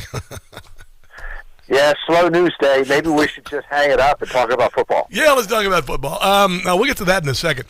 So, Donald Trump has been dangling the carrot of we're going to take a decisive action against the Iranian regime. He's also doing some things with regard to tariffs and whatnot to weaken the economy. We all know the process to get here. What do you think he needs to do? How long do you suppose the Ayatollah is going to be in charge? Is there any possibility they can hang on to power? Well, first, concerning what Scott Bessent said, this is just fascinating when we see these Iranian leaders apparently scurrying like rats jumping off a sinking ship. The Iranian people have been pushed past the breaking point. Millions of them risked death to protest, knowing that almost 2,000 were executed last year, a record number in Iran. They're so desperate. The economy is a disaster. There's no clean water. They're tired of the repression. And now that they can't protest peacefully, there's going to be an insurgency. No Iranian leader will be safe in the country after what just happened. That's why we see all these officials sending money out of the country. Now, I agree with Newt Gingrich. The government is not about to fall because it is so well armed. It has loyal security forces and the Revolutionary Guard. But I think that day is coming. We will see schisms, and the U.S. government has to do everything possible to encourage defections and to help the people organize against the regime. Yes, and what do we need? We need a nudge. We need some sort of a nudge. Now, we already went after the nuclear facilities, and we cannot leave the Ayatollah in power. You cannot allow a government that would do such things, not only foment terrorism around the world, 50,000 acts of terror since the Ayatollah took over in 1979, and then, of course, what it has done around the world, and now that the regime is being protested, they kill thousands. They can't, and I said this during the peace deal with Gaza. I said the Ayatollah can't remain in power. Now I know that even more. He cannot stay in power. He's not going to be in power forever, and also he is in his late 80s and he is in ill health. We're not sure who will succeed him, but this system is not going to survive forever. I hope it falls soon. Yes, it worries me. It may be a while. But I think there are ways we can encourage people to defect. Maybe we could conduct military strikes against Revolutionary Guard facilities, military units that are oppressing the people. Make it clear to these people who are shooting at innocent civilians that they will be held accountable, and there's no future for them in this regime.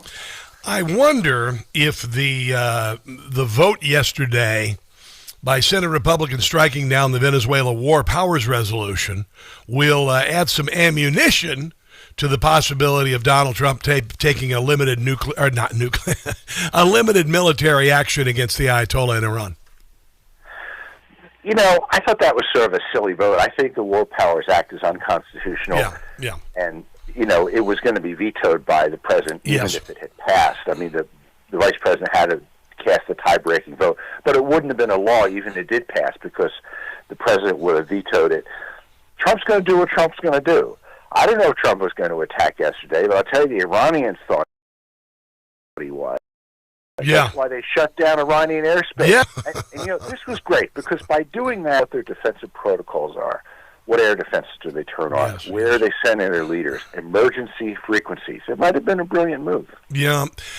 You never know what to believe on the internet. I had heard there was some movement from the South China Sea, possibly moving, whatever to the Middle East. I don't think we need the armada that sits off the coast of Venezuela for this. And look at how little of that we had to use, by the way.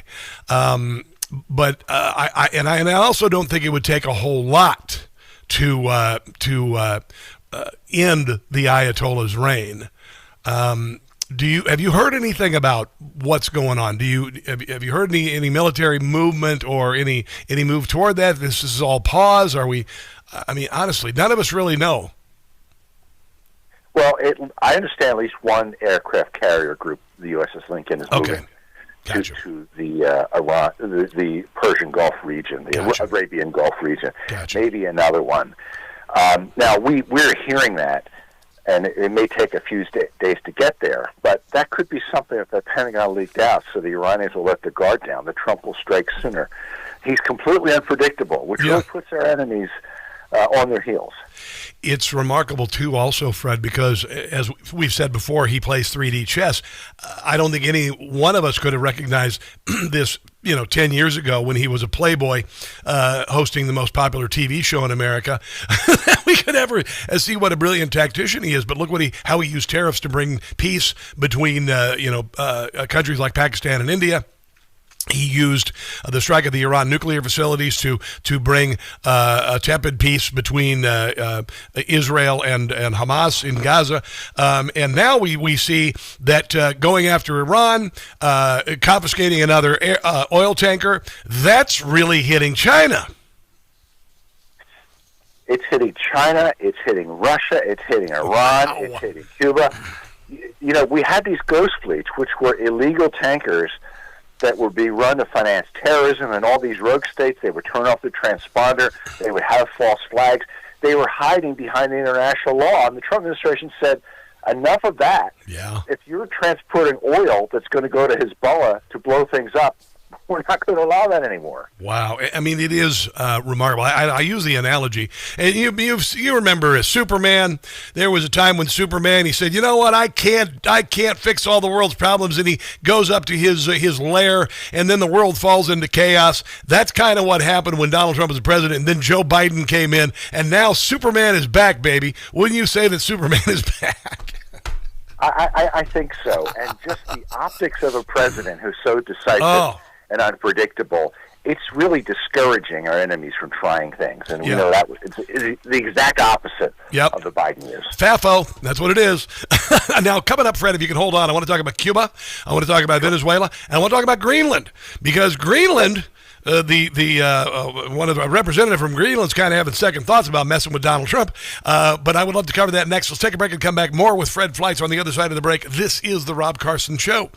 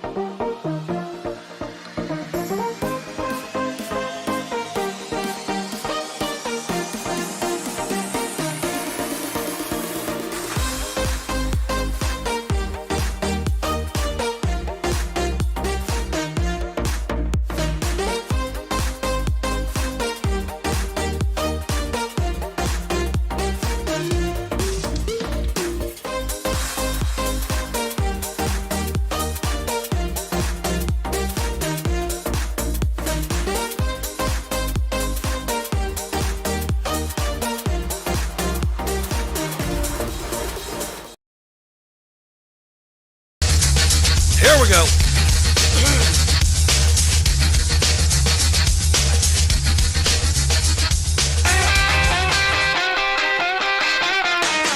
And we therefore still have a fundamental disagreement, but we also agree to disagree. And therefore we will, however, continue to talk. We have decided to form a high-level working group to explore if we can find a common way forward. The group, in our view, should focus on how to address the American security concerns, while at the same time respecting the red lines of the Kingdom of Denmark. We expect that such a group will meet for a first time within a matter of weeks. There you go. That is a foreign minister of Denmark talking about Greenland, and they were puffed up and everything. They were going to send German troops over and all sorts of NATO troops to Greenland, I guess, to defend against Donald Trump. And Donald Trump didn't even say they were going to do any kind of military operation. The press just kind of inferred it. And now Greenland's like, did we say what? What? No, we want to get along with it. It's kind of interesting. Fred Fleitz on the Newsmax Hotline. What are your thoughts on that little flip-flop by Greenland or Denmark kind of talking smack? I guess some meetings maybe changed their mind. What do you think? There's a lot of things going on here that the American people don't know. First of all, the Danes have put bureaucracy up that's made it hard for us to operate in Greenland. Yeah. The Trump administration has tried to negotiate with Denmark over this, and they've blown us off. They've also interfered with efforts by Trump officials to talk to the people of Greenland. You may remember when they interfered when Usha Vance tried to go to Greenland, I guess it was early last year, maybe in mid-year. You know, we wanted to negotiate this, but frankly, the Danish didn't want to.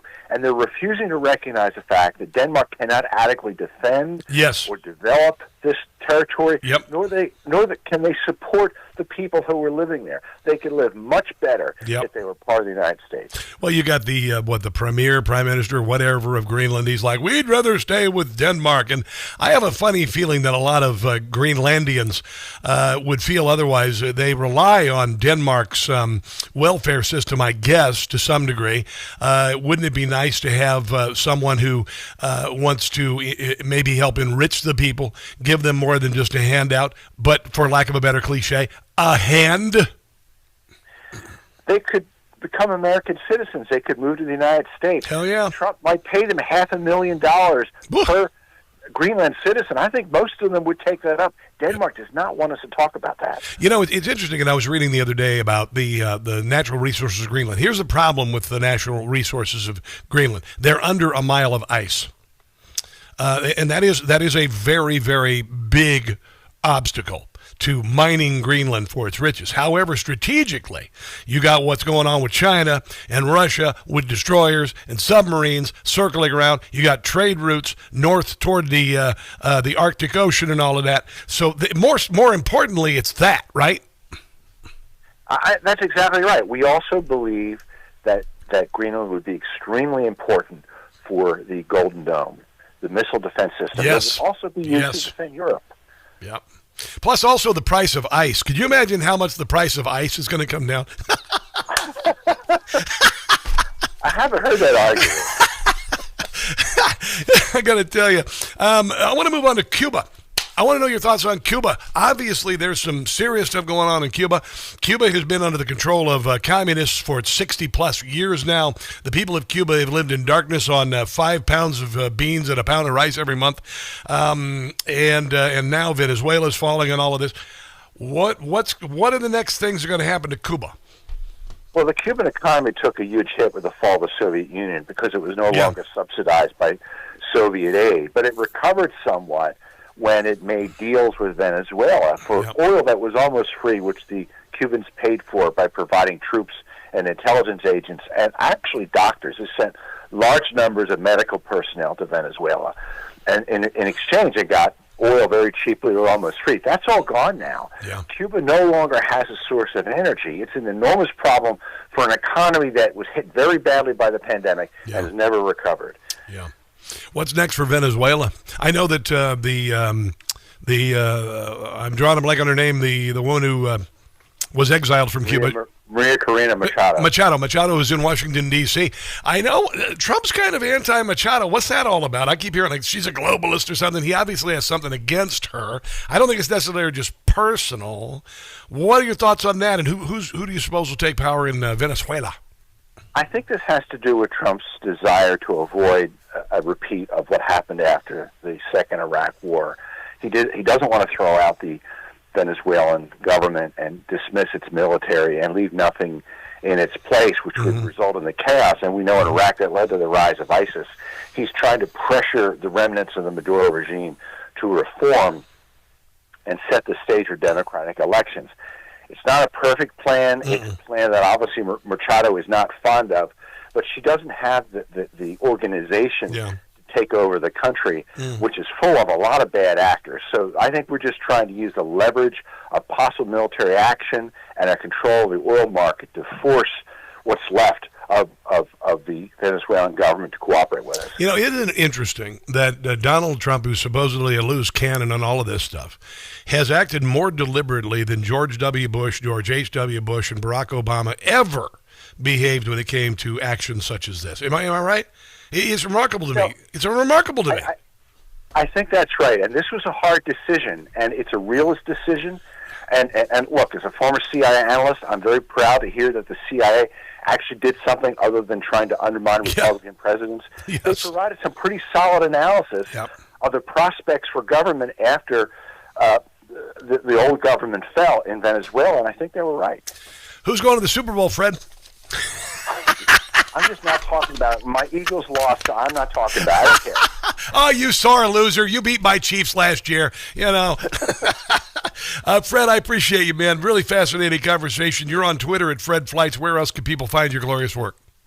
You can go to the AFPI website, AmericaFirstPolicy.com, to see my work and work on many other issues of the America First movement. I appreciate you. Tim, we'll talk again soon. Let's take a break and come back. This is the Rob Carson Show.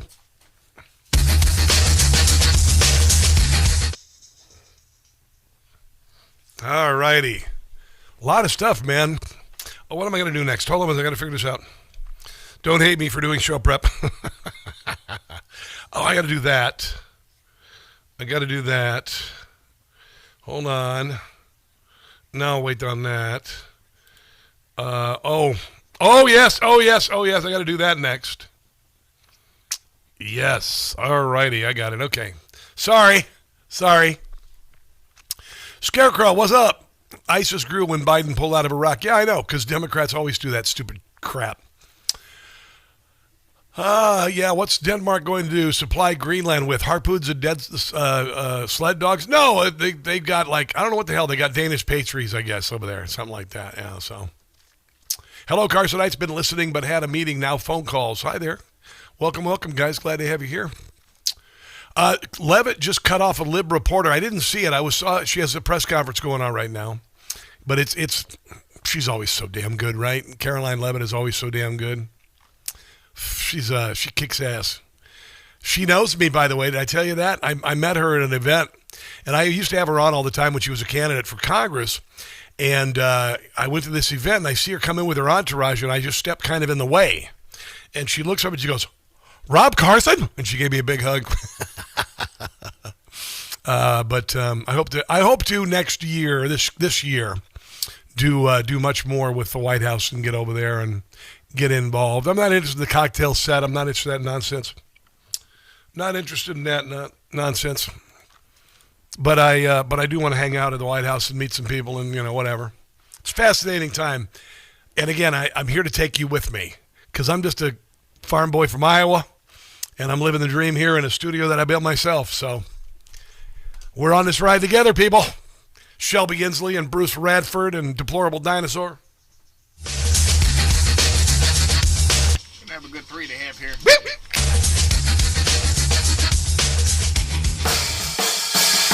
Always room for Zeppelin.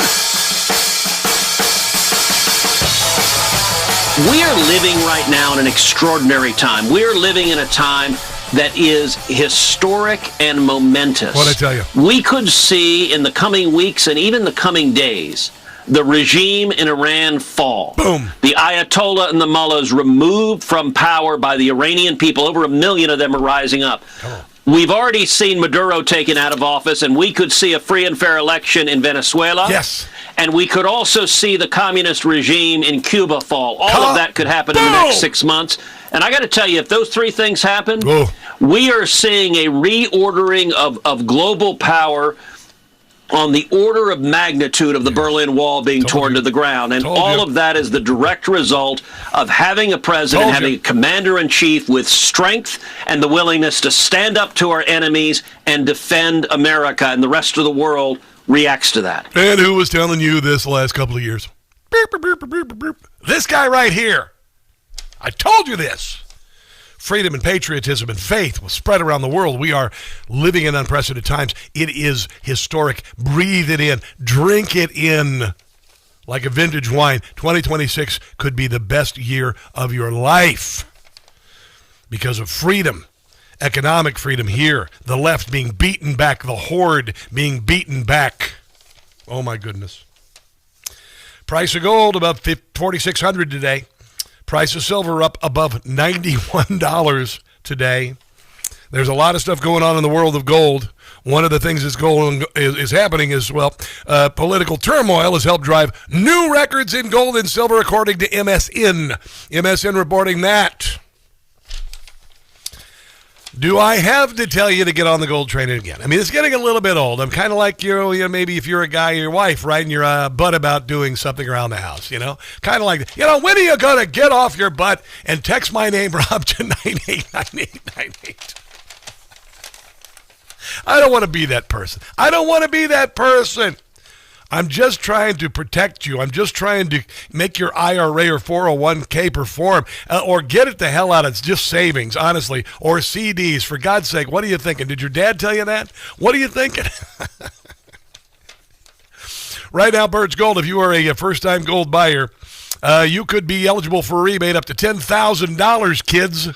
There used to be a game show called $10,000 Pyramid. That one time was a lot of money. It still is. Text my name, Rob, to 989898. Get the ball rolling. Learn more about gold. Work with a company that I trust, Birch Gold. They're amazing. They're awesome. A lot of people selling precious metals, but there's only one Birch Gold, and by God, there's only one Rob Carson.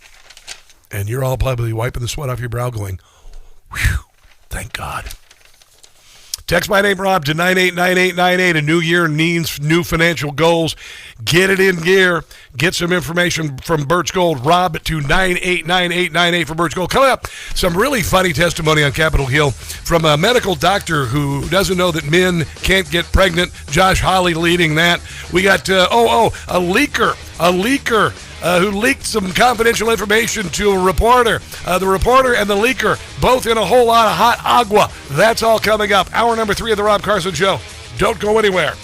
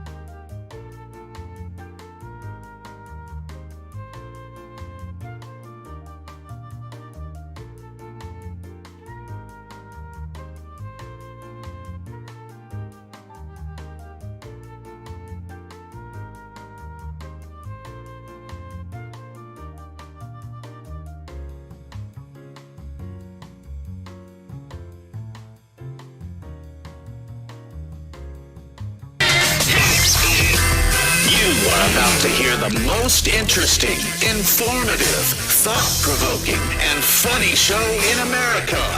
On air and on the World Wide Web.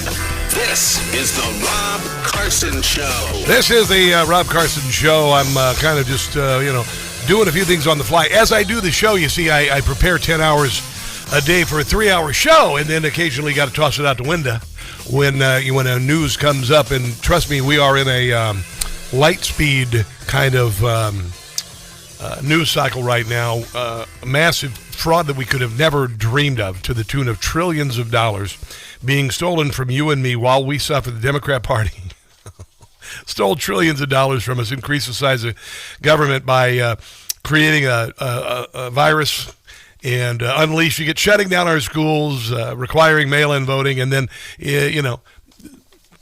looting the Treasury. It is just unbelievable, to be quite honest. And then you got the possibility of freedom spreading around the world, as I said it would. Could you imagine Cuba being free? That'd be the first time in my life. I don't know about you, unless you're substantially older than me. I haven't seen Cuba free. Could you imagine? Could you imagine the Cuban people being able to fulfill their potential? Same way with the people of Venezuela and the people of Iran. I would love to see the Persian people overthrow that Ayatollah, find a long bridge and a short piano wire, put him out of our misery. Hope so. You shouldn't say that. That's not a very Christian thing to say. Well, I don't even care. Sorry, some people need to be taken out. Need to be taken out. So Democrats have too much money and not enough to spend it on. They are paying for a $800,000 virtue signal. See, there's this guy named Thomas T.J. Sabula, was working at the Ford plant the other day. He's a UAW member, and Donald Trump was there, and he yelled at the president, "Pedophile protector," which was kind of an asinine, tasteless, tactless, and childish thing to do. And the president of the United States flipped him off. And I love it. I love it. I love it. But, of course, Democrats, like they did with this Renee Good in Minneapolis, gave her wife $1.5 million for her trying to run over an ICE officer and dying in the process. They've sent him $810,000 for saying this to the president like he's some sort of martyr. I mean, honestly, you people. I mean, this is bigger than the ultimate virtue signal, which used to be $70,000 in the form of a Tesla. But they sent him a bunch of money, and he's actually said, hey, you know what? Thanks for your support. We don't need any more. We've had enough. We've had enough. He was, I guess, suspended for a day or two from the Ford Motor Company plant there, and but he's got $810,000. And Jim Gossett did something for us as the president that I think you're going to enjoy. And I think he was fine to flip the guy off. I was a flipper to that guy at the Ford plant. His comments I heard. I gave him the bird. Yes, you did. I told him, Mister, you must know the meaning. This is the meaning and meant to be. That's fantastic. Everyone knows to not mess with Trump. No, don't. It won't end well. No. You'll look like a chump. Yeah, it's not a good idea. You'll feel my wrath. Maduro. And you will regret the reaction that you're gonna get. Where are the drug boats? I am a flipper, flipped off a heckler. No one you see can flip off like me. No, you're fantastic. And when they heckle, I give them my middle finger. I do not linger. No. Flip off and leave. There you go. That is brand new from Jim Gossett. Oh my God.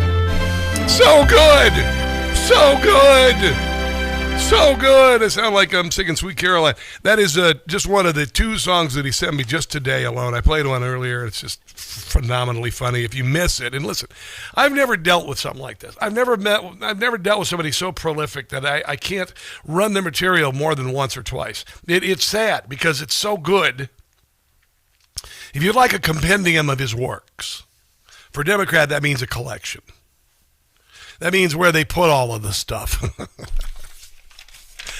Just go to patreon.com, Jim Gossett Comedy, patreon.com, Jim Gossett Comedy. Give him $10 a month or $20 a month or $100 a month. I don't even care. But he's going to send you that material. You'll get access to all of the archives of everything. And there's been so much, man. So much. Patreon.com, Jim Gossett Comedy. We live in a time where political mania and idiocy. Voltaire said, those who believe absurdities will commit atrocities. There was a medical doctor yesterday on Capitol Hill, subcommittee on health, education, labor, and pensions, held a hearing called Protecting Women, Exposing the Dangers of Chemical Abortion Drugs. And they are. They're not as safe as you think they are. It's not as safe as the fact that they can kill you. Senator Josh Hawley, staunch advocate for the pro-life cause, me too, went back and forth with Dr. Verma in a tense 5-minute exchange. Now, if you were at a doctor, and say, ladies, you're at a gynecologist, and your doctor cannot say whether or not men can get pregnant, do you think maybe you've chosen the wrong gynecologist? Why don't we just start there? Dr. Verma, I wasn't sure I understood your answer to Senator Moody a moment ago. Do you think that men can get pregnant? I hesitated there because I wasn't sure where the conversation was going or what the goal. Okay, see, you just say, no, of course not. That's the most ridiculous thing ever because men have them men parts. There's no nina and there's no ovaries and there's no uterus and all that stuff, which I think, I'm not mistaken, in medical school was a while ago. I think that means you got to be a girl. I do take care of patients with different identities. I take care of many women. I take care of people with Did you ever deliver a baby from someone with a penis and testicles? different identities, and so that's where I paused. I think I wasn't sure where you were going with it. Well, the goal is just the truth. So can men get pregnant? Again, the reason I paused there. I'm going to find another physician. I know you're on my insurance and everything. I'll just pay a little more to get somebody who's not freaking insane. I'm not really sure what the goal of the question. I'm just asking you what the hell can men get pregnant. It's a pretty simple question. The goal is just to establish a biological reality. You just said a moment ago that science and evidence should control, not politics. Absolutely. So let's just test that proposition. Yeah, go ahead. Can men get pregnant? I take care of people with many identities, but Can men get I take care pregnant? of many women that can get pregnant. I do take care of people that don't identify as women. Can men get pregnant? Again, as I'm saying. Let me just remind you what you testified to a moment ago. Yeah. Science and evidence should control, not politics. I'm going to go make some popcorn. I'll be right back. So, can men get pregnant? You're a doctor, I think. Science and evidence should guide medicine.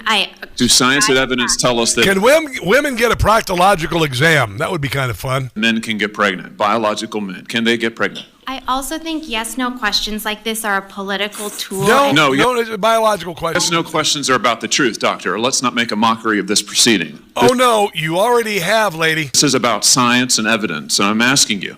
The United States Supreme Court just heard arguments yesterday at great lengths on this question. This is not a hypothetical question. This is not theoretical. It affects real people in their real lives. No, you should have even known this before medical school. And you're here as an expert called by the other side. I could be a gynecologist. As an expert, and you've been telling us that you follow, right, you're a doctor. I don't think I'd want to do that. Doctor.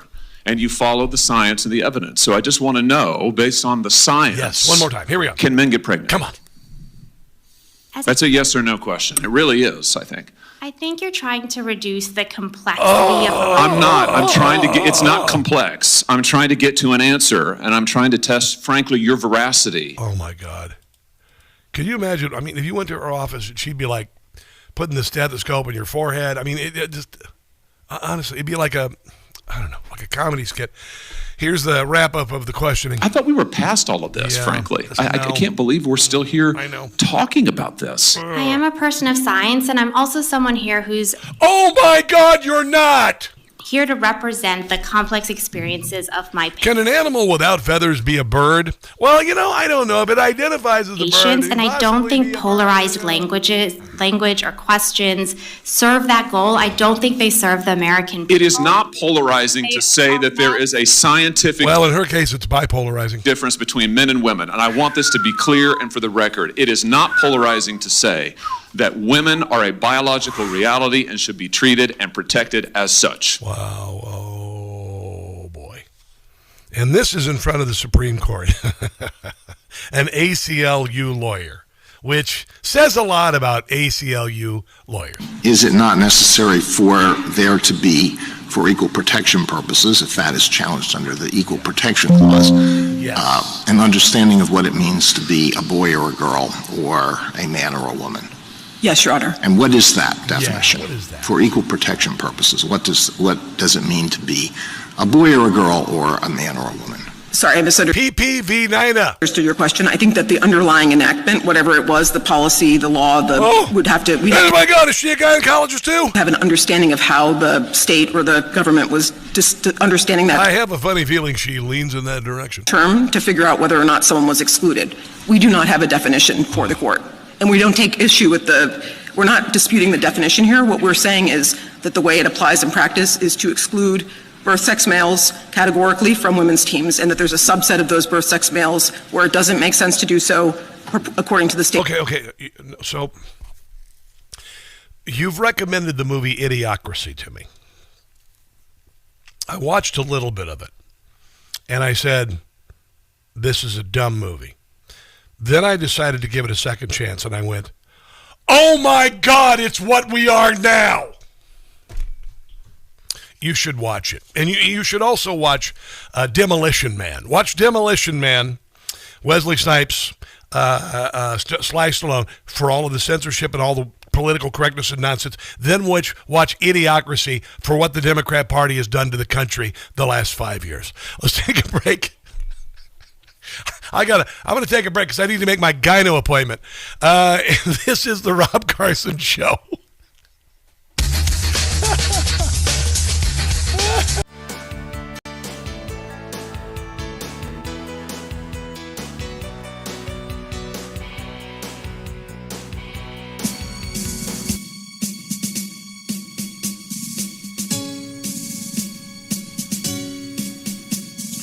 Breaker 19, this here's the Iceman. You got a copy on me, Pigpen? Come on. I was just passed by a gang of truckers I ain't never seen before. They were yelling out their windows, "Death to America." Yeah, we definitely got the front door. Mercy sakes alive. It looks like we got us an Al-Qaeda convoy. ICE just arrested a terrorist in a truck. The fact that he ain't hurt no one, well, that's just total luck. He was here illegally for jihad, he is called. Only a liberal Democrat wouldn't be appalled. We got a terrorist convoy here illegally. They could pose a major threat, a threat to you and me. Terroristic truckers wonder what's in their load. Wouldn't be surprised if a rig of theirs explodes. Convoy. We'll catch you on the flip-flop, Pigpen. This is the Iceman. Over and out.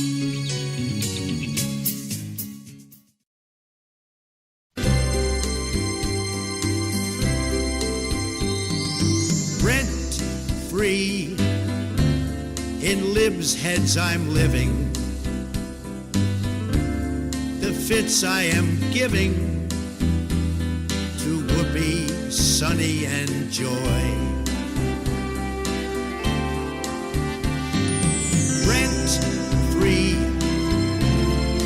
I'm occupying. Rosie is lying if she says I'm not in her head. Break free, they simply can't do it. When you get down to it, they have TDS real bad. Hatred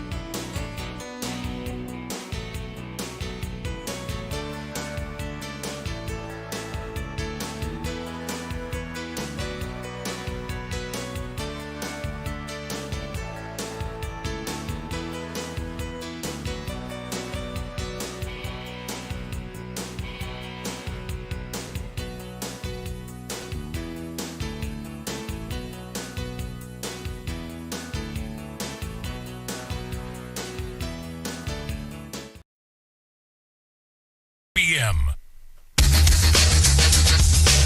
Got to rejoin?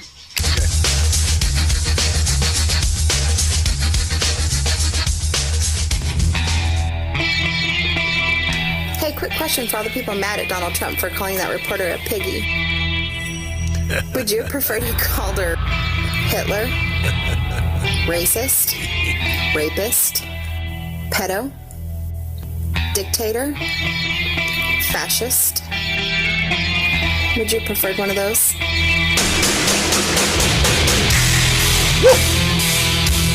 Metallica, no.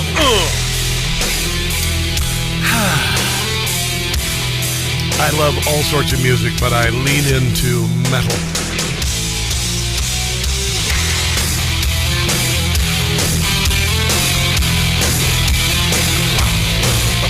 It's my testosterone replacement therapy, which you know you might want to consider laying off if you're a man and wants to get pregnant. I was so ready to go to Dr. Vermin, what the hell name that woman on Capitol Hill, and as a guy, and just go in. Maybe you got a gut on you. Just say, hey, listen, I think I'm pregnant. I would like to get an ultrasound, and see if she does it. And you know, I have a funny feeling she would, because she's nuts. She's nuts. Honestly, wow. It's idiocracy. It is so much idiocracy. The FBI raided a home of a female Washington Post reporter as part of a probe into the leaked government secrets. Oddly enough, they did that to Donald Trump. The FBI, when Donald Trump was not the president, they did that to Donald Trump, and he had a right to have them. Here is the Prezi. The leaker has been found and is in jail right now, and that's the leaker on Venezuela. Uh-oh. A very bad leaker. Oh, yeah. So there could be some others, and we'll let you know about that. We're out on their trail. But the leaker has been found, and the leaker's in jail. Mm-hmm. And will probably be in jail for a long time. You're going to be in a long time. Hannah Nathanson was at a property in Alexandria, Virginia, where I live. When federal agents arrived Wednesday, the 29-year-old journalist's home was raided, part of a probe into a government contractor accused of illegally retaining classified government materials. Boy, you're in a whole lot of trouble, bro. You are in a whole lot of trouble. Nathanson said her Garmin watch, phone, and 2 laptops were seized during the raid. Apparently, she's not the focus of the investigation. They are looking into Aurelio Perez Lugones. I almost sounded like a news anchor there. I got to suddenly have the Spanish accent, so I'll just start it again here. So they were looking for Aurelio Perez Lugones, a Maryland system administrator who has top secret security clearance. And guess what? I don't think he's going to have that security clearance very long. Here's Pam Bondi. The First Amendment is a bedrock principle, but this isn't about that. This is about classified material that could jeopardize lives. And this IT guy that worked for Department of War, and Pete Hegseth has been amazing, and he's up against a lot with these people. Yeah. This guy that worked, he was a contractor, IT contractor, who had classified information, is charged now with leaking classified information involving a foreign adversary. So today, it's been reported that the great men and women of the FBI executed a search warrant at the direction of Kash Patel and my office on the reporter's home, seizing the devices that contained classified material. Wow. But the guy from the IT department is in jail. President Trump has made it very clear, you will not jeopardize the men and women in our military, and you will not leak classified information. Yeah, he's going to be in jail for a while. 61-year-old Navy veteran. Also accessed the databases last fall and took a screenshot of a classified report about a foreign country, presumably they say Venezuela. So there you go. During his initial court appearance on Friday, Perez Lugones was ordered to be held in federal custody pending a detention hearing, blah, blah, blah. Journalists are often investigated for publishing sensitive government information. However, it is unusual for the FBI to search their homes. Well, get used to it, sister. They searched Donald Trump's Mar-a-Lago. You heard about these federal prosecutors in Minneapolis or St. Paul, I should say, who quit their jobs because they didn't like the fact that Renee Good was the man who justifiably shot her because she was a domestic terrorist, was not going to be investigated. So they said they quit. They quit their jobs. Well, guess what? That is not the case according to Pam Bondi. Actually, she fired them. What happened in Minnesota? We had 6 prosecutors who suddenly decided they didn't want to support the men and women in ICE. One of them was busy doing a photo shoot with the New York Times while ICE was out there risking their lives. So they came, they said, we want to resign, but we want to use our annual leave up until April, meaning they wanted the taxpayers to pay for them to go on vacation. So the breaking news tonight, I fired them all. They're fired from the office. And our U.S. attorney there, Rosen, he's great. Yeah. He was just confirmed 3 months ago. So he has his hands full. And that's what we're facing around the country, the deep state, in many of these offices. And we learned these people had been out there interviewing at baptism by fire for a law firm. One of them actually in 2022 defended BLM when they burned down a pawn shop and someone was murdered. Yeah, they want to be part of the resistance. Yeah, bring it on. They're not going to be working for Donald Trump and the Department of Justice any longer. Bye-bye. You're done. Bye-bye. Bye-bye. Hasta la vista. Got the agencies. I never realized until they raided Mar-a-Lago how stinky, bloody corrupt the FBI was and the Department of Justice. And the judges, there are a lot of judges where they'd send innocent people to prison, just like they do political prisoners in Venezuela, right here in the United States of America. Hillary and Bill are going to be held in contempt. Man, wouldn't it be good to see Hillary Clinton in an orange jumpsuit, pantsuit for a change. Here is Jim Comer talking about that. So we subpoenaed them. They did not come in. A subpoena is not what you think, Dr. Verman. Very combative. We're going to hold them in contempt in the House Oversight Committee on Wednesday, and then the following week, when we're in session, the full House will vote on it. I fully expect every Republican to vote for it, and I think we might even get some Democrats, and then that'll be turned over to the Department of Justice, and Pam Bondi and the Trump Department of Justice can handle that however they want. I know how Merrick Garland handled Navarro and Bannon, and I would hope that they would try to go that same route. Oh, man, this is delicious. It's just delicious. Jon Stewart even agrees, by the way. But do I personally think they should comply? Absolutely. And if they've got something to hide or nefarious, yes, we should know about all of this. Yeah. By the way, Jeffrey Epstein helped set up the Clinton Foundation. So there's that. And then Bill flew on his Lolita Express 27 times. Nothing to see here, though. Take a break and be back. Don't go anywhere.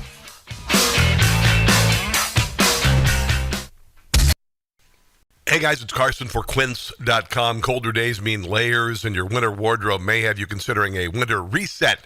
I went to a jazz club the other night wearing a Quince tee, another shirt over it, and a Quince wool jacket. A woman said, "You look fine." I mean, it blew me away. I've spent every dime for my kids and my wife for 25 years. Now I feel confident and I look good with Quince. I couldn't believe it. Quince has everything you need. Men's Mongolian cashmere sweaters, wool coats, leather, and suede outerwear. Each piece made with premium materials by trusted factories that meet rigorous standards. No middlemen means no traditional markups. The wool coat I wore to the jazz club the other night turned heads, cost less than I paid elsewhere. You can also find anything for your home, including kitchen, bath, and even for travel. Refresh your wardrobe at Quince. Go to quince.com/Newsmax. That's QUINCE.com/Newsmax for free shipping and 365-day returns. Quince.com/Newsmax. That's quince.com/Newsmax.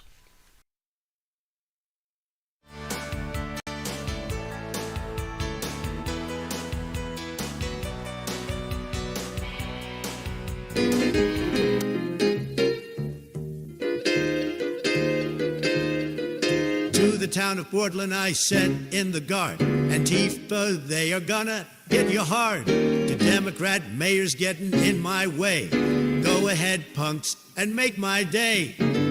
F around and find out, F around and find out. Schumer's gonna find out, I mean business and I'll get my way. Pencil Neck and Chris Ray, for your crimes you will pay. You have both been found out. Hope you get a lengthy prison stay. Listen up, Hamas, I am warning you. Break the ceasefire and you'll be through. Democrats, hang your head in shame. For the shutdown, you're gonna get the blame.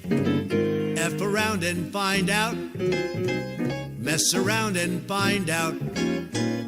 F around and find out. In the end, I'm gonna win the day. Find out.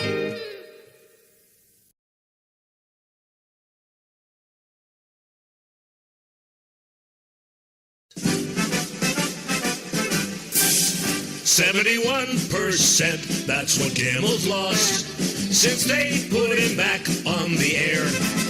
The morons at ABC were too blind to see that about Kimmel no one cares. 85% in a key down. That is what Kimmel lost. Why do they keep him around? To keep losing ground. Still air him no matter what the cost. Sinclair must feel real stupid now. Next star still with regret. 71% wonder where they went. On Kimmel's failure you can bet. Disney stock was $197 a share in March of 2021. Now it's $122 a share. Disney must be in panic mode. They'd pull this show if they could. Why did they bring him back? This a funny hack. Suspension should have been for good.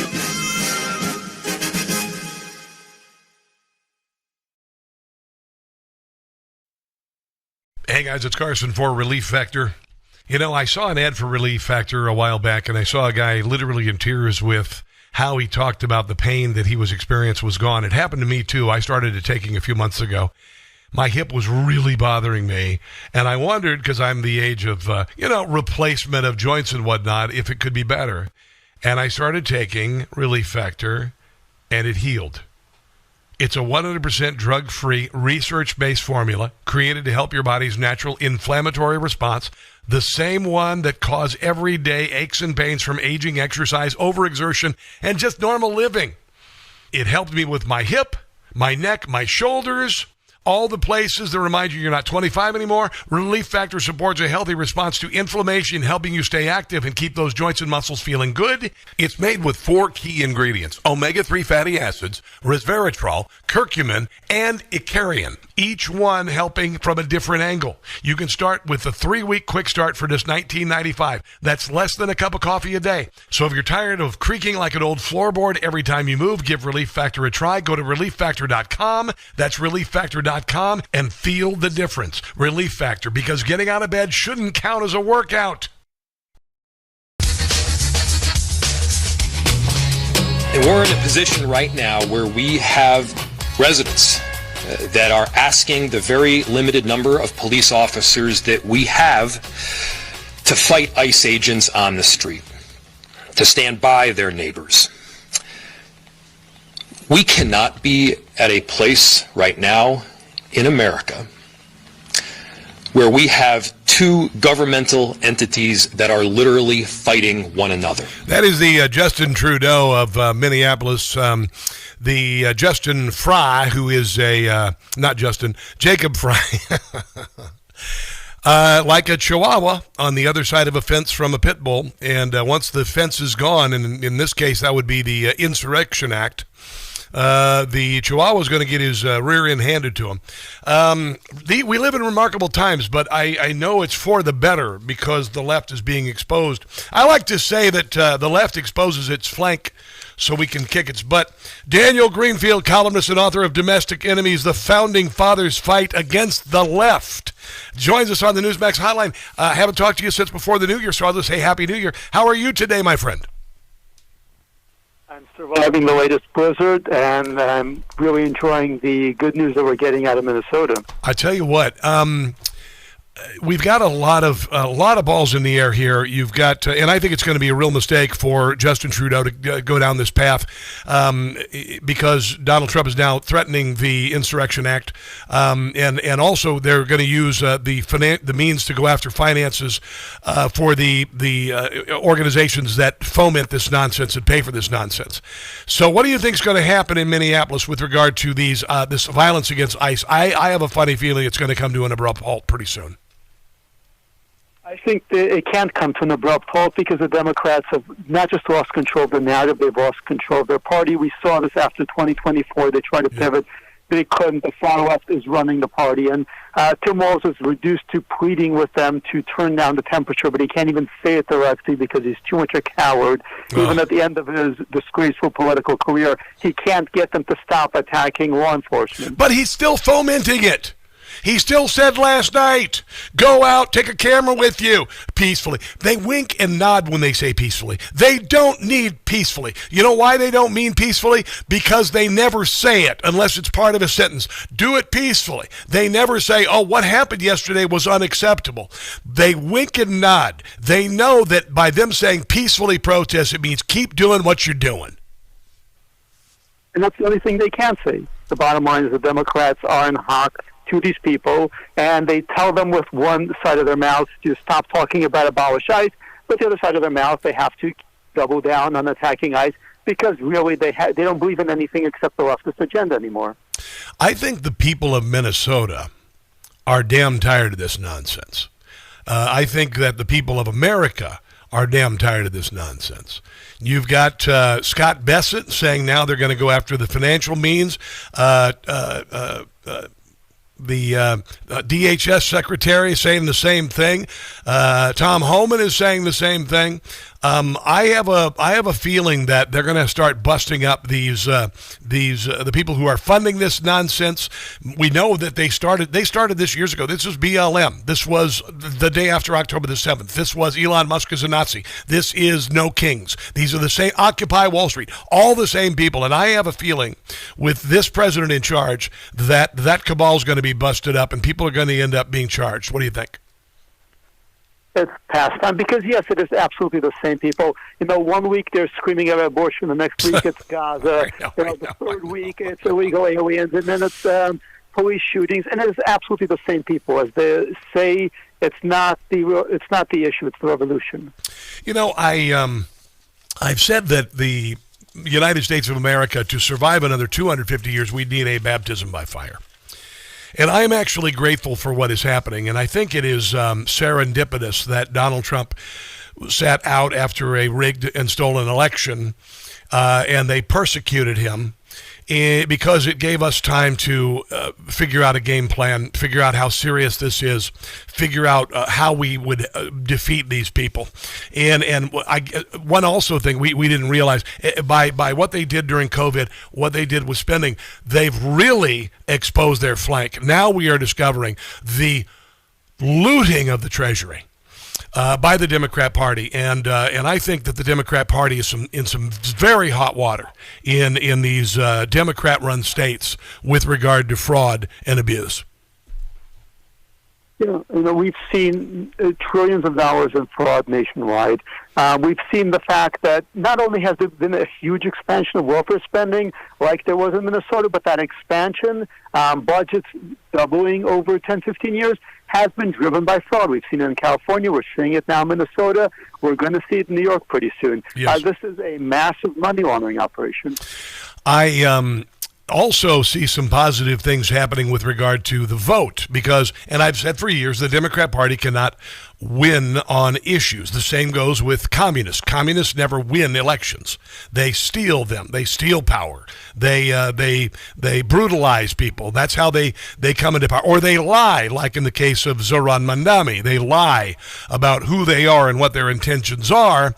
But I think the Democrat Party is going to have a real hard time with this decision by the Supreme Court against mail-in ballots, with the cleaning up of voter rolls around the country, with the exposition of all of this fraud and how the illegal aliens have been brought in and allowed to vote. So I think it's going to be a real hard time for Democrats, despite all of the chicanery, all the redistricting and everything, to win on ideas, especially in the midterms. What do you think?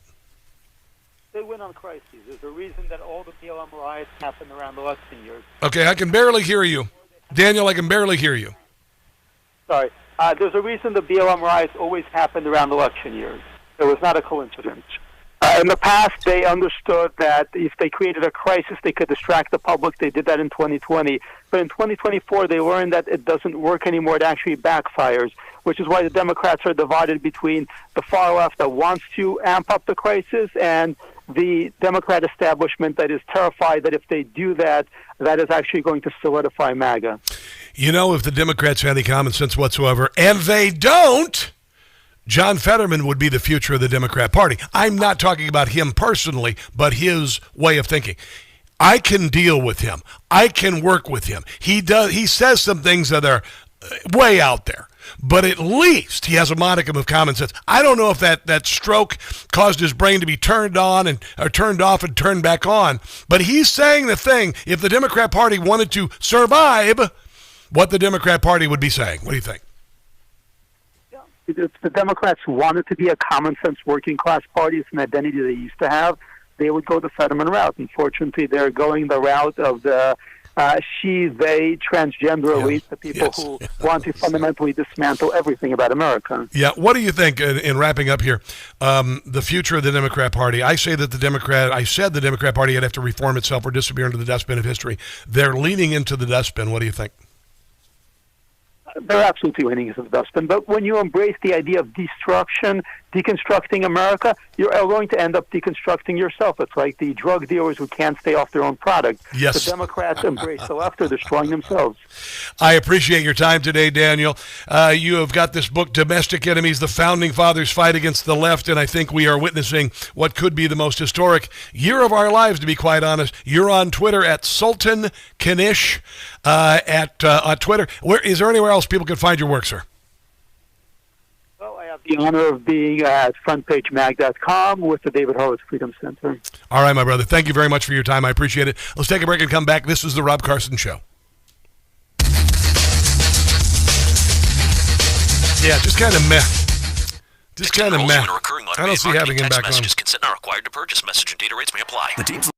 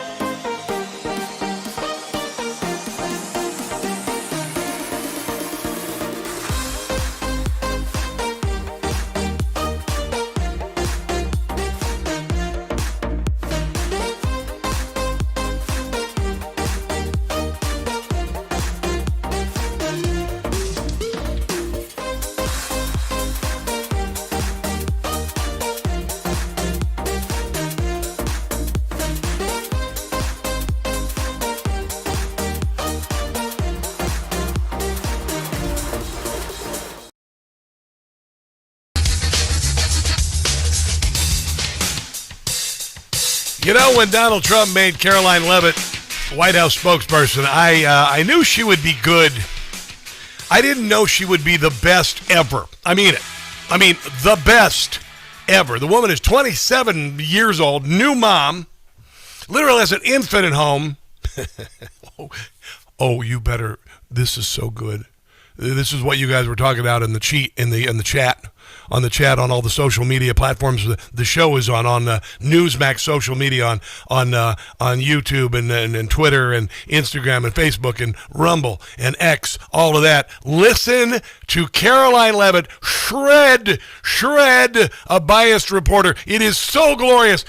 Savor it like a nice glass of vintage wine. Earlier, you were just defending ICE agents generally, and earlier on, Secretary Noem spoke to the media, and she said, among other things, that they are doing everything correctly.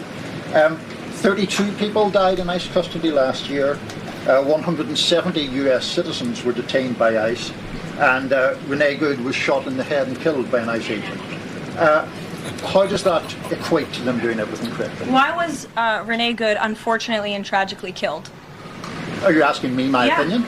Because an ICE agent acted recklessly and killed her unjustifiably. Oh, okay. So you're a biased reporter with a left-wing opinion. What do you want me to do? Yeah, because you're a left-wing hack. You're not a reporter. You're posing in this room as a journalist, and it's so clear by the premise of your question. And you and the people in the media who have such biases but fake like you're a journalist, you shouldn't even be sitting in that seat. Yes. But you're pretending like you're a journalist, but you're a left-wing activist. And the question that you just raised and your answer proves your bias. You should be reporting on the facts. You should be reporting on the cases. Do you have the numbers of how many American citizens were killed at the hands of illegal aliens who ICE is trying to remove from this country? I bet you don't. I bet you didn't even read up on those stories. I bet you never even read about Laken Riley or Jocelyn Nungray or all of the innocent Americans who were killed at the hands of illegal aliens in this country. And the brave men and women of ICE are doing everything in their power to remove those heinous individuals and make our communities safer. And shame on people like you in the media who have a crooked view and have a biased view and pretend like you're a real honest journalist. Wow, that is just fantastic. She had to actually floss after that to get pieces of his rear end out of her teeth. Wow. I think we need to play this. Arrests ICE has made so far, how many have a criminal record versus those who are just in the country illegally? All of them, because they illegally broke our nation's laws and therefore they are criminals. Here we go. Sing. She's no KJP. Oh, dear God. More like Kaylee and Sarah. Her first press briefing was strong. More like Mike Tyson in his prime. She deals in facts. Get ready to sing with me. Not liberal propaganda. Come on. We have been lied to for so long. Come on. And raise your hand. Call on me. Right here. Be polite. Or she won't call on you. Here we go. Meet Caroline. Ba, ba, ba. Kicking butt and taking names. Some names, some names, some names. She's not inclined ba, ba, ba. to let reporters play their games. Sweet Caroline. Oh my God, so good. She's so oh my God, where was it? It's like Scottish, whatever. Yeah, it was all the. Oh, I. How many years did we sit? Remember? Do you remember a guy? There was a guy named George W. Bush. He's a complete wuss, awful president who got us into a war that we didn't need to get in war to. And but he's making up for it because he takes the soldiers who ended up losing limbs and being profoundly, injured because of the war that we didn't need to get into. He takes them for bike rides on his ranch, so that makes up for it. Yeah, I know. But he used to just sit there and take it, and the Democrats call him this and all of that and all this. And we got this is history. This is history. Giving a corrupt press what for instead of just letting them run over. Just run. Oh my God, it's so good. You might want to just mark this, the third hour of the podcast today, so you can share it with other people. Man, I'll tell you what, we have had so much goodness on the show today. John Solomon, first hour, my God. It's just been podcast, all your usual podcast platforms. Just get on it, okay? Just get on it and share it with other people, because this thing's growing like leaps and bounds, man. It is growing by leaps and bounds. So, price of gold, I don't think I can tell you again that it's gone through the ceiling. There's a lot of turmoil in the world. It's actually good turmoil because Donald Trump has given the world and its despots a little what for, and consequently it's given you an opportunity to make a little money, to make a little something. You're saving a lot of money on your gas. Maybe you ought to spend some money on gold, yeah. Gold and silver extend record-breaking rallies as uncertainty persists, according to Reuters. Gold started off today at $46.15, silver at $91 an ounce. Holy hell. Could you ever imagine when you bought silver for $12 an ounce 15, 20 years ago? This is crazy. First-time gold buyers, Birch Gold, offering a rebate up to $10,000 on qualifying purchases. Start the process. They're not going to pressure you. They're just going to text you back, say, okay, you want some information? You go, okay, cool, that's fine. Birch Gold can roll an existing IRA or 401k that's just lying there like Joe Biden in a beach chair in Rehoboth. What happened to Joe Biden? He was going to be on the Mount Rushmore. Nancy Pelosi said he was going to be on Mount Rushmore, and not like he doesn't even exist. He went to an Eagles game a while back, and nobody even noticed him because he was terrible. So anyway, get on it. Just text my name, Rob, to 989898. Rob to 989898. Do it by January the 30th, because that's when it ends. And who knows where gold is going to be tomorrow. Who knows where it's going to go to be tomorrow, but you ought to get on it right now, because, you know, what really matters is where it's going to be a year from now, 2 years from now, 5 years from now, whenever you decide you want to retire or whatever. Let's take a break and come back. This is the Rob Carson Show.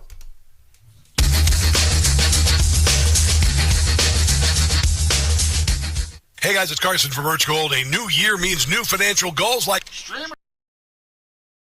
Will this be the year? Thank you, Brian. Wow, do we got a lot of streaming going on there. Hot Saki, Rob. Saki. Jen Saki. God, what a turd she was. Oh, Scarecrow. Round a pony. All right. Oh, G.J. Gare talking about the guy, the UAW worker. He says he wants to keep his job. He's saying what MAGA wants to hear. I don't know. Maybe that's what it was. Not even sure if that's what it was. Oh, we're on the Facebookage. I was watching on the Facebookage. Let me get the Facebook page up. Sometimes it's hard to get it up. The Facebook page, that is. Scroll down, scroll down, scroll down, scroll down, scroll down, scroll down. Just everything's coming together beautifully. We're going to witness a historic year for the economy. You notice the Democrats aren't saying affordability anymore. Did you notice that? Because things are becoming more affordable, and they were wrong, and everybody knows that they screwed the American people, and the economy was super crappy while Joe Biden was the president. Everybody knows, and Joe Biden, there's a reason why he's silent. Nobody cares or ever did care about him, and he's fading into oblivion faster than any ex-president we've ever seen. Oh, I got another break. Hold on. Nope. Oh, hold on. You drink it. Good to see you. YouTubeage. Look at all the guys here. You can help support the Rob Carson Show and listen to archive episodes for free by subscribing on Apple Podcasts. That's true. You could do it there. There you do. Ken, Redneck MacGyver, is commenting on YouTube under the name Newsmax TV. In case you wanted to know, you're actually talking to Redneck MacGyver, the man, the legend. You are. Here we go. Yeah, 3.5. You should do the handle, Redneck MacGyver.